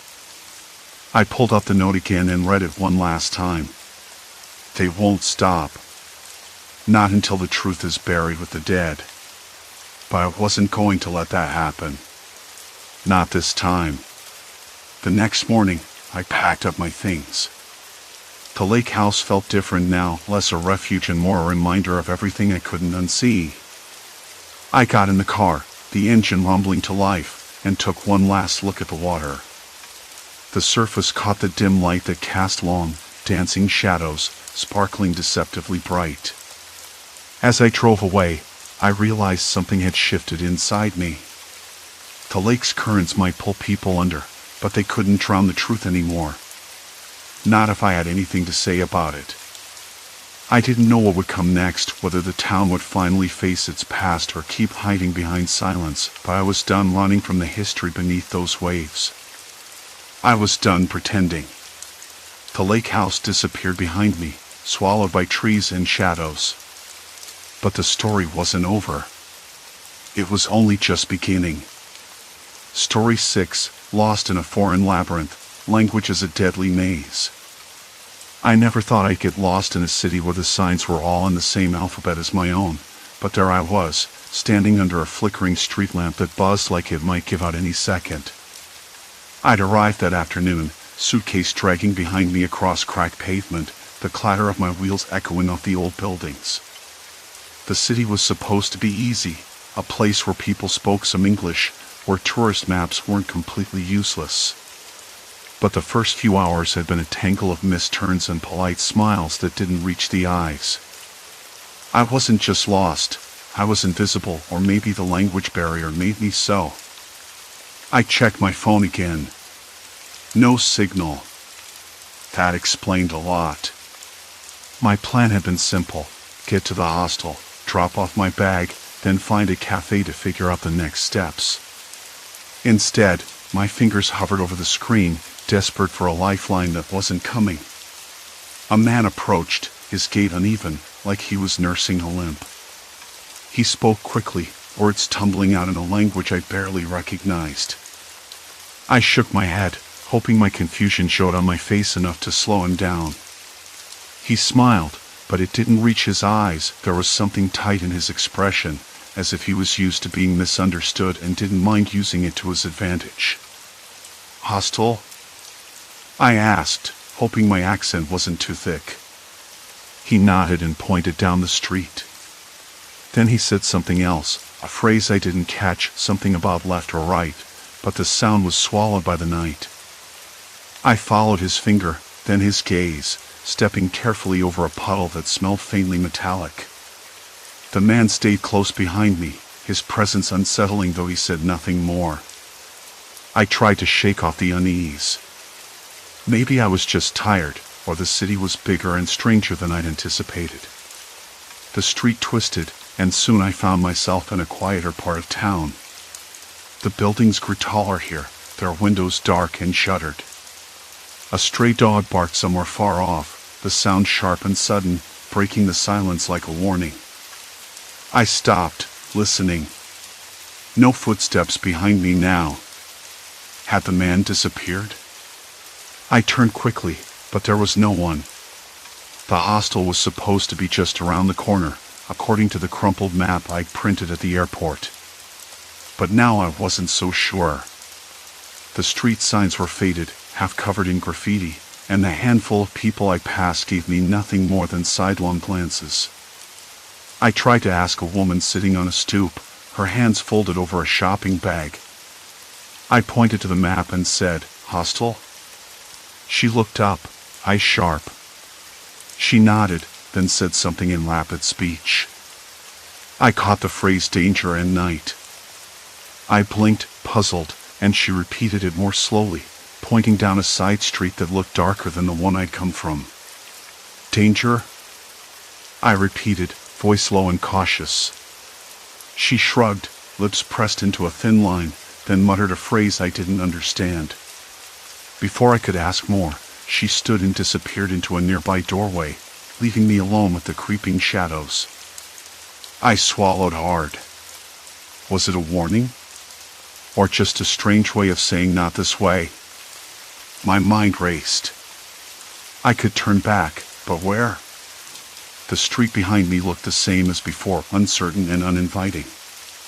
My suitcase felt heavier with every step. The city's hum was different here, not the usual murmur of traffic or distant laughter, but a low, persistent buzz, like electricity running just under the surface. I noticed a small shop with its shutter half closed, a faded sign hanging crookedly. The windows were dusty, but inside, a figure moved, slow, deliberate. I hesitated, then approached. The door creaked when I pushed it open, the smell of stale tobacco and something else, something sharp, hitting me immediately. The man inside looked up, expression unreadable. Looking for something? His English was halting but clear. I nodded, then showed him my map. Hostel. Near here? He studied it, then shook his head. No. Not safe. Safe? The word felt heavy in the stale air. He leaned in, voice dropping. People here, they don't like strangers. Especially ones who don't understand. You must be careful. He tapped a finger against the counter, then pointed to the street outside. Follow signs, not people. Some will help, some want something. I frowned, the warning sinking in. I wanted to ask more, but the door jingled as someone left, and the moment was gone. Outside, the night air felt colder now. The street lamp above flickered again, casting long shadows that seemed to stretch toward me like fingers. My hands trembled slightly, not from cold, I realized, but from something deeper. I tried to steady myself. Maybe I was overthinking it. After all, I'd been alone in strange cities before. I'd managed. But the uneven footing beneath my feet, the way voices drifted just out of reach, the way every phrase I heard twisted and turned in my mind, it was all starting to feel like a game I didn't know the rules to. I pulled my jacket tighter and decided to follow the man's advice, trust the signs, not the people. But the signs were cryptic. They pointed in directions that led to dead ends or closed doors. Sometimes, when I thought I'd found the right path, a group of teenagers would appear, laughing too loud, blocking the way, their smiles sharp and too knowing. Once, a woman approached me with a friendly smile, offering what looked like a tourist brochure. I took it gratefully, but the page inside was filled with scribbled notes in a handwriting that made my eyes ache to read. I showed it to a passerby, but they only shook their head and whispered a warning I didn't understand. I was beginning to realize that the city wasn't just indifferent to me, it was actively shifting beneath my feet, warping the simple into the dangerous. Every direction I followed seemed to close in tighter, every friendly face edged with something unspoken. As the night deepened, my footsteps echoed louder, and the map in my hand felt less like a guide and more like a puzzle I couldn't solve. Somewhere, a clock chimed midnight, slow and mournful. I stopped under another flickering lamp, my breath misting in the cool air. Behind me, the quiet stretched, waiting. Ahead, the street curved sharply into darkness. I felt a glance, sharp, watching. Turning swiftly, I saw nothing but the empty street. Then, a voice from the shadows, soft and deliberate, "You're far from where you belong." I didn't answer. I couldn't. Silence. Complete silence. And something waiting. The voice lingered in the cold air long after it vanished. I wanted to run, but my legs wouldn't move. Instead, I forced myself to step forward, each footfall a cautious punctuation in the night. My hands gripped the map, the paper crinkling under my fingers. It was useless, I realized. No matter how much I tried to read it, the streets didn't match the lines. The map was a lie, or at least a partial truth, mangled by my ignorance and the city's indifference. I found a bench near the corner, its wooden slats damp with dew and rough against my palms when I sat down. The cold crept up my legs, making me shift uneasily. I wasn't sure why I was waiting for something or someone, maybe. The night pressed close, and the silence was thick, almost suffocating. A dog barked somewhere far off, sharp and sudden, then nothing but the rustle of wind through dead leaves. I pulled the map closer and stared at the scribbled notes I'd made after yesterday's confusion. Names, addresses, cryptic warnings I'd overheard or been told but didn't fully understand. The locals spoke to me in riddles, their words half-masked by dialects and smiles that didn't reach their eyes. I thought about the man who'd whispered to me earlier, his breath smelling faintly of stale tobacco. The warning had been clear in tone if not in language. I needed more than whispers. I needed facts.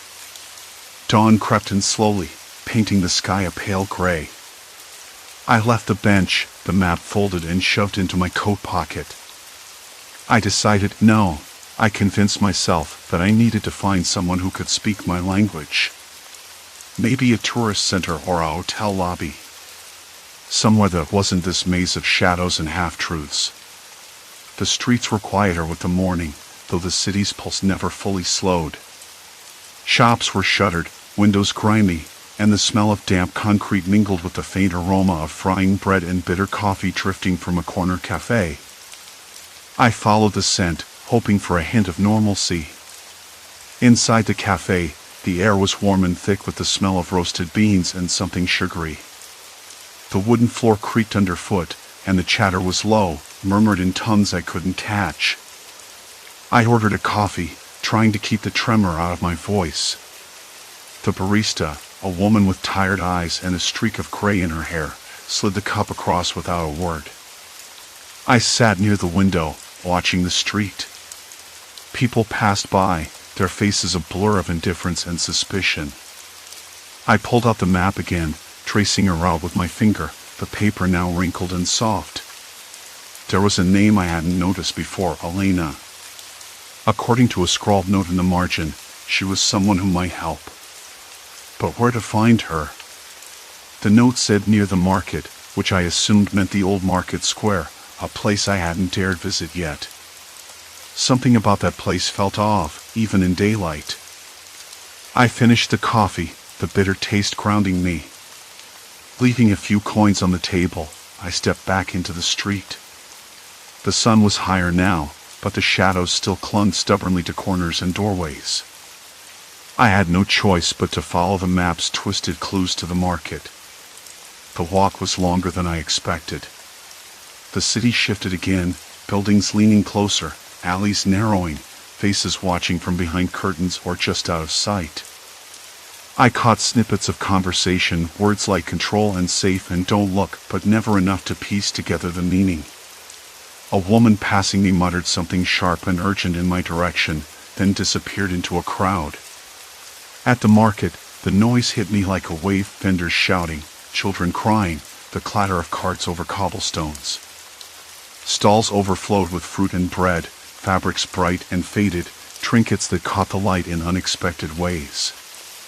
But beneath the bustle was an undercurrent of tension, like the edge of an item just waiting to slip into skin. I looked for Elena, scanning faces. Then I saw her, a woman in her late 40s, wearing a faded red scarf and an expression that didn't quite match the warmth in her eyes. She was stacking crates near a stall selling dried herbs. "Are you Elena?" I asked, voice cracking slightly. She nodded slowly, eyes flicking to the map in my pocket. "You're not from here," she said in careful English, her accent thick but clear. "No," I admitted. "I'm lost. I need help." She studied me for a moment, then motioned for me to follow. We slipped away from the noise, down a narrow alley where the smell of damp wood and old stone pressed in. Elena's pace was steady, deliberate. "People don't trust strangers," she said quietly. "Especially ones who ask too many questions." I swallowed hard. "I'm not asking, just trying to understand." She laughed, a short, humorless sound. "Understanding is dangerous here."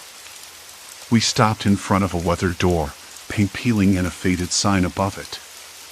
Elena knocked twice, waited, then pushed it open. Inside was dim, the air thick with cigarette smoke and something else, fear, maybe. A few men looked up, their faces unreadable. Elena introduced me in broken phrases, and I caught a name, Marco. He was older, eyes sharp and calculating. "You want to know about the city," Marco said, voice low. "But it's not the city that's the problem." "What is it?" I asked, swallowing the lump in my throat. He glanced around before leaning closer. "There's a network. A system that feeds on people like you, outsiders, those who don't see the rules. They trap you with language, with confusion, with fear. It's how they keep control." I nodded slowly, the pieces clicking together. The warnings, the twisted directions, the strange looks, this was no accident. It was deliberate. "Why?" I whispered. "Because fear is the easiest way to make you stay silent," Marco said. "And silence keeps everything in place." The room felt smaller suddenly, the walls closing in. I realized then that I was deeper into this than I thought, tangled in something that thrived on my every misstep. Elena placed a hand on my shoulder. "You're not alone. But you have to be careful." Outside, the city pulsed with life, indifferent and watchful. I stepped back into the street, the sun now high and harsh. The map in my pocket felt heavier, loaded with meanings I wasn't yet ready to face. I walked on, every shadow a question, every word a trap. And somewhere in the distance, a clock struck noon, sharp, unforgiving. This was no longer just about finding my way home. It was about surviving the language of fear. The city's noise pressed in again, sharper now, clocks ticking in alleyways, distant conversations twisting into murmurs, the hum of unseen engines. I pulled the crumpled map from my pocket, the edges curling with sweat. The lines and scribbles weren't just directions anymore. They were warnings, coded and cruel. Every bend, every street name I'd assumed was innocent now looked like a snare. I folded it quickly and shoved it back inside my jacket, heart thudding as I tried to steady my breath. Why was this so complicated? Why did a simple question like "where is the market" bring a dozen different answers, each one more confusing than the last? Marco's words echoed, "They use fear to keep you silent." I had brushed off the odd glances, the cryptic phrases, the meaningless smiles. Now I wondered if I'd been foolish all along, a stranger trapped in a game I didn't understand. I remembered Elena's hand on my shoulder, firm but trembling. She had said, "You're not alone. But you have to be careful." Careful. The word tasted bitter, like burnt coffee left to stagnate. I didn't know yet who I could trust. Or if trust even mattered. The street corner where I stood was cluttered with vendors shouting over one another, their voices rising and falling in a rhythm I couldn't catch.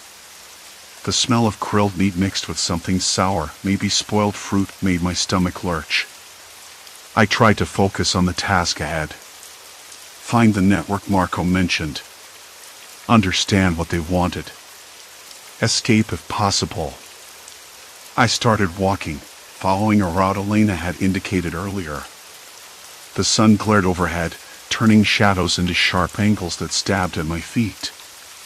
A woman selling flowers smiled at me, but her eyes flicked sideways like she was watching something behind me.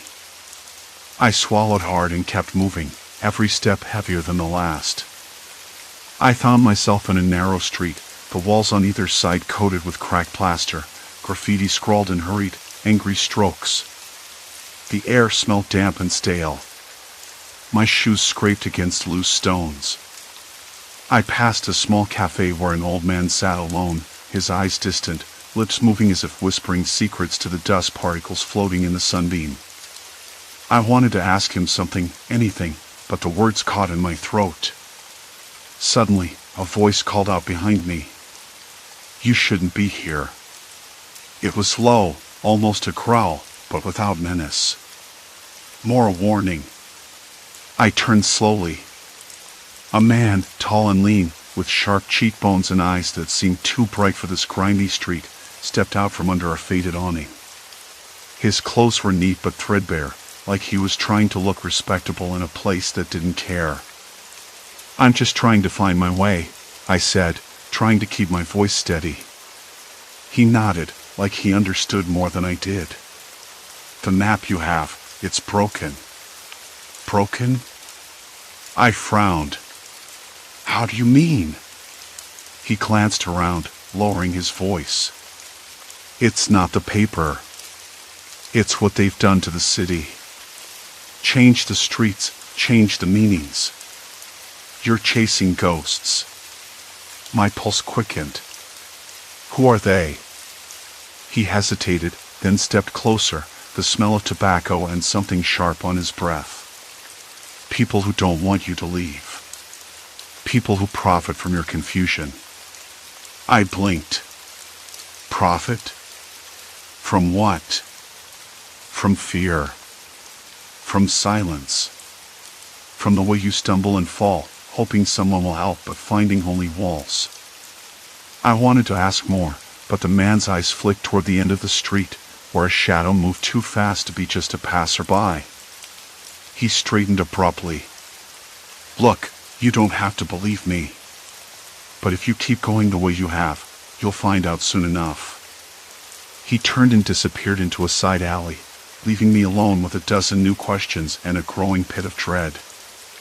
I stood there, the sun suddenly too hot, the city too cold. The next hours passed in a blur. I retraced my steps, trying to avoid the traps I'd fallen into before. Every conversation felt like a puzzle missing half its pieces. Even simple phrases were twisted, meaning something dark hidden beneath polite smiles or hurried warnings. At one point, I stopped inside a tiny grocery store, the shelves packed with dusty cans and faded labels. The shopkeeper, a middle-aged woman with tired eyes, spoke to me in broken English, her words clipped but kind. "Not safe. Not safe to ask." I nodded, pretending to understand. Outside, the sounds of traffic and voices felt distant, like they belonged to another world. That night, I returned to the apartment Elena had lent me, but the building felt different, less like a refuge and more like a cage. The windows rattled in the wind, the peeling wallpaper looked like it was watching me. I tried to sleep, but the images of the day kept flashing behind my eyelids, the man's warning, Marco's words, Elena's cautious hand. At some point, I realized the map was gone from my jacket. Panic rose like bile in my throat. I searched the room, with its faint smell of dust and decay frantically. Nothing. It wasn't just a piece of paper anymore, it was my lifeline. I sat on the edge of the bed, rubbing my temples, the room spinning slightly. How could I be so careless? The city had taken something from me, and I hadn't even noticed. Then, a soft knock at the door. My heart jumped into my throat. "Elena?" I whispered. Her voice came through, low and urgent. "We have no time. They know you're looking. You can't go back to the apartment." I opened the door. Her eyes were wide, shadows under them deepening her usual calm. "What do you mean?" "They're watching. You lost the map?" I nodded. "That's not just a mistake. It means you're marked." I swallowed hard. "Marked?" She pulled me into the hallway, glancing over her shoulder. "You've crossed a line. There's no going back now. You have to come with me." My feet felt rooted to the floor, but I didn't argue. I couldn't.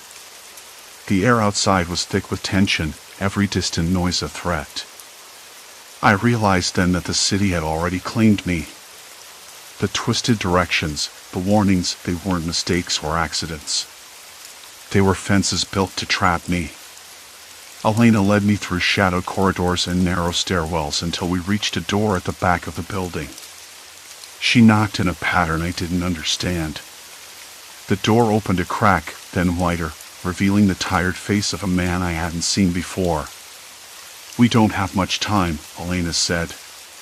"He lost the map. We need to move before they find him." I stepped inside, the door closing softly behind me. The room was small, lit only by a single lamp that flickered like a dying heartbeat. Maps, papers, and scribbled notes covered every surface. "This," Elena said, gesturing to the chaos, "is the only truth left. The network. The people who've been trying to fight back."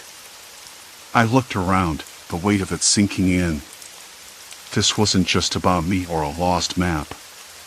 It was a web of fear, control, and resistance, one I was now tangled in, whether I liked it or not. And the worst part? There was no simple way out anymore. The city had already closed its doors behind me. "Are you ready?" Elena asked, her voice barely a whisper. I swallowed, knowing that whatever came next, it was the point of no return. The room smelled of dust and stale cigarette smoke, the kind that clings to your clothes and hair long after you leave. I couldn't tell if it was the lamp flickering or the city's restless pulse outside that made the shadows twitch.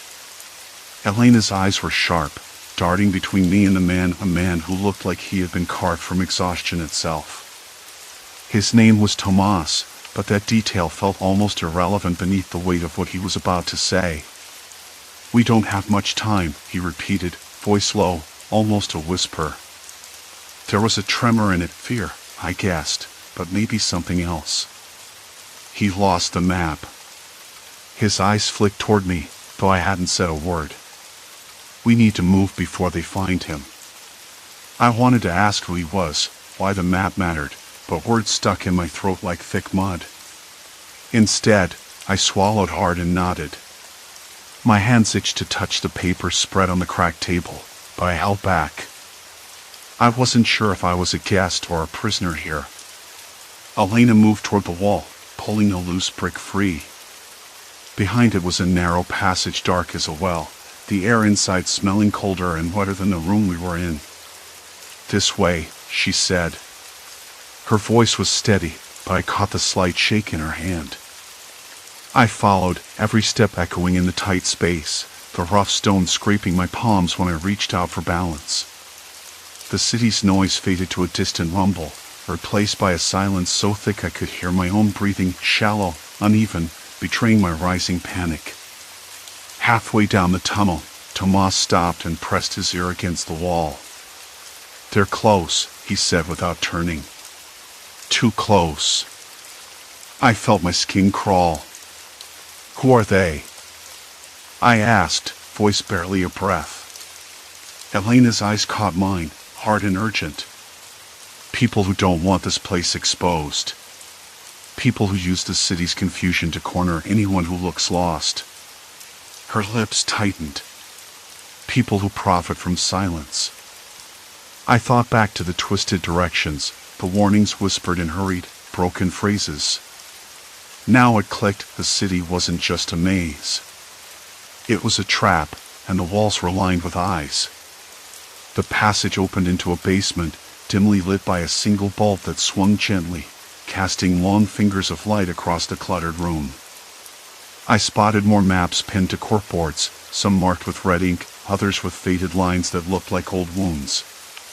There were photos too, faces mostly blurred or scratched out, but a few sharp enough to catch my breath, like the man I'd seen earlier in a cafe, the one who had watched me with that unreadable expression. Tomas pointed to a table strewn with papers and a battered laptop.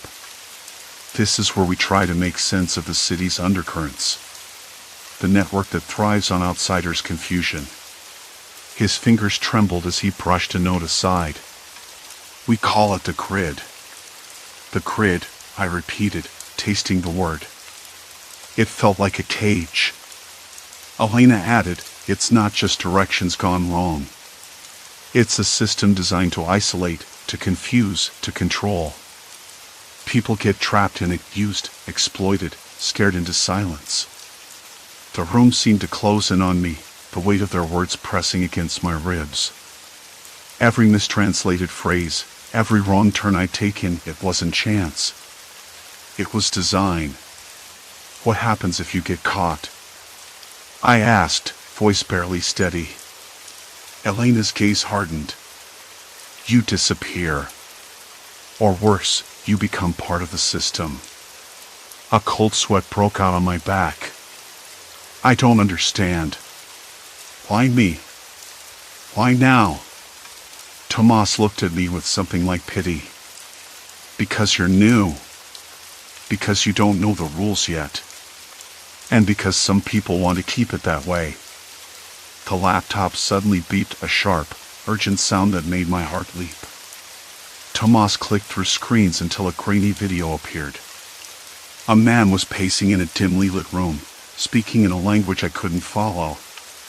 Subtitles ran at the bottom, but they were incomplete, fragmented. The man talked about shipments, payments, people lost in the city's maze, forced into silence. My throat tightened. "This is real. All of it." Elena nodded. "And now, you're part of it." The gravity of the moment sank in deeper than I expected. I was no longer a curious outsider. I was a pawn, caught in the gears of something vast and merciless. Suddenly, the bulb overhead flickered violently, plunging the room into near darkness before sputtering back to life. The brief blackness was enough to shake me loose from my paralysis. I glanced at the door we'd come through. Elena was already moving toward it, pulling a small canister from her pocket. Pepper spray, I realized, the one thing I'd never thought I'd want in a place like this. "We have to split," she said urgently. "I'll take the back exit. Tomas will lead you through the market tunnels. Don't stop. Don't look back." I swallowed, the taste bitter and metallic in my mouth. "What about you?" She hesitated, then gave a tight smile. "I've already been marked. I'm a distraction." Her words hung in the air like a warning. I wanted to protest, to argue, but the sound that seemed to vibrate in my bones of hurried footsteps echoed from the corridor outside. The faint scrape of a boot against stone, slow and deliberate. "They're here," Tomas whispered. My hands trembled. The maps, the secrets, the people lost in this city's shadows, they all came rushing in at once. I thought ignorance was my shield, but it was my trap. Elena pressed a finger to her lips, signaling silence. Then, without another word, she slipped through a side door, vanishing into the labyrinth beyond. I turned to Tomas, who nodded grimly and motioned toward a narrow, graffiti-covered passage barely wide enough to squeeze through. "This way. And keep moving." The footsteps multiplied, now joined by low voices speaking in hurried tones, sharp and commanding. I didn't hesitate. I moved. Fast, silent, desperate. Behind me, the door slammed shut with a finality that echoed through the tunnels. Every instinct screamed to stop, to turn, to run the other way. But I knew I couldn't. Not now. Not ever. The city had me. And it wasn't letting go. The narrow passage swallowed us whole. We paused briefly where the passage opened into a small chamber, all smeared with layers of peeling paint and scrawled warnings in half-understood words. Tomas's face was grim as he pulled a crumpled map from his jacket. His finger traced the jagged lines toward a cluster of underground tunnels marked Safe Zone, but the ink was faded and some parts were missing. He looked up at me, eyes sharp, voice low. "We don't have much time." They'll be back. I nodded, swallowing the lump in my throat. My hands still trembled, but I forced them to steady as I adjusted the strap of my bag.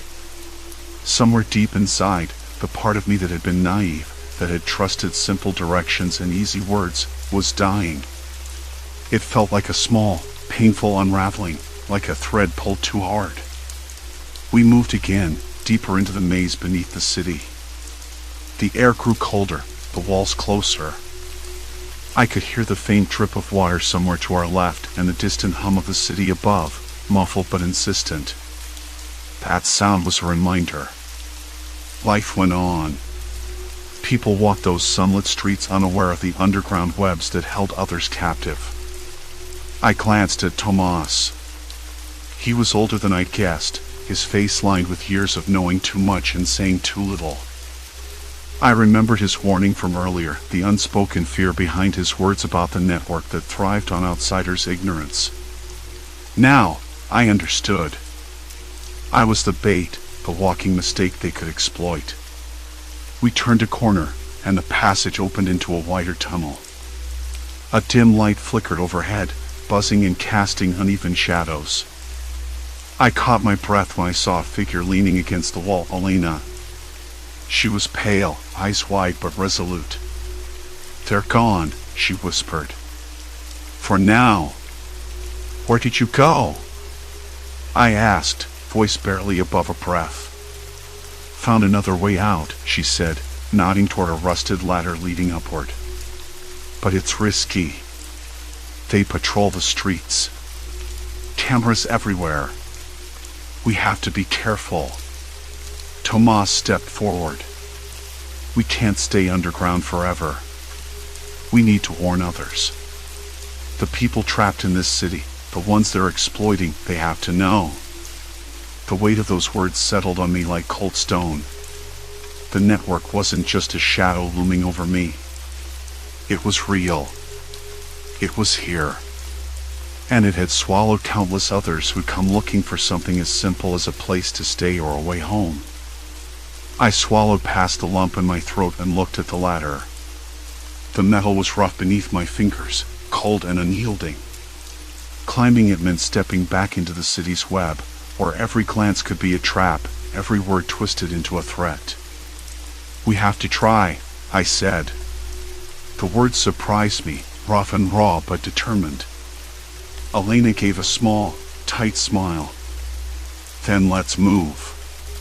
The climb was slow and tense.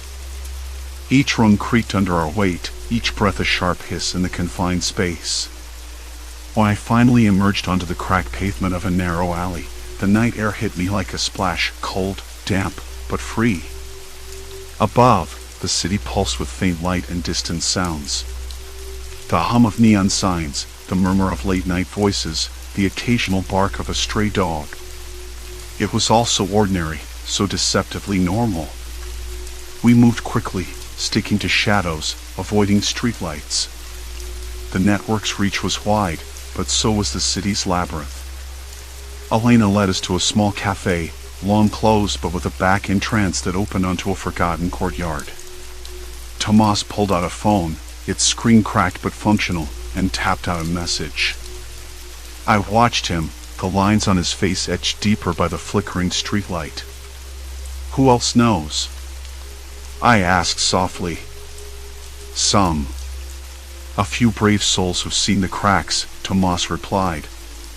"But most are too scared. Or too trapped." The word trapped echoed in my mind. I thought of the countless people caught in this system, workers with no papers, children who never saw daylight, voices silenced by fear and confusion. I wanted to believe I could help. But a part of me, the part that had been naive and hopeful, was breaking. "Why did you help me?" I asked Tomas quietly. "Why risk yourself?" He hesitated, then shrugged. "Because someone had to. Because I've seen what happens when no one does." It wasn't a heroic answer. No grand speeches or promises. Just a simple truth, heavy and real.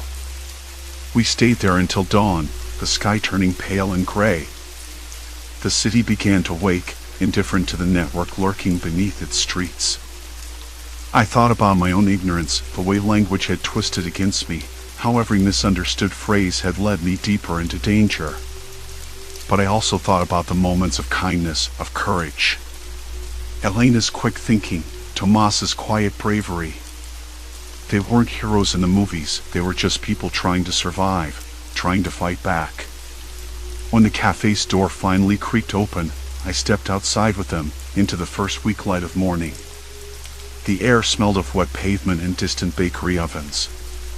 For a moment, the city looked peaceful, almost welcoming. But I knew better now. The network still thrived, silent and unseen, feeding on confusion and fear. And I was part of it, whether I wanted to be or not.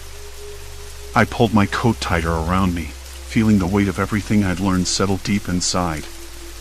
I wasn't the same person who'd arrived here, lost and hopeful. I was someone else now, wiser, wary, marked by the city's shadows. As Tomas and Elena disappeared into the awakening streets, I stood alone for a moment longer. The sky was lightening, but the echoes of the night lingered in my chest, quiet warnings, distant footsteps, the faint scrape of boots on stone. I took a deep breath. The city hadn't let go. But neither had I.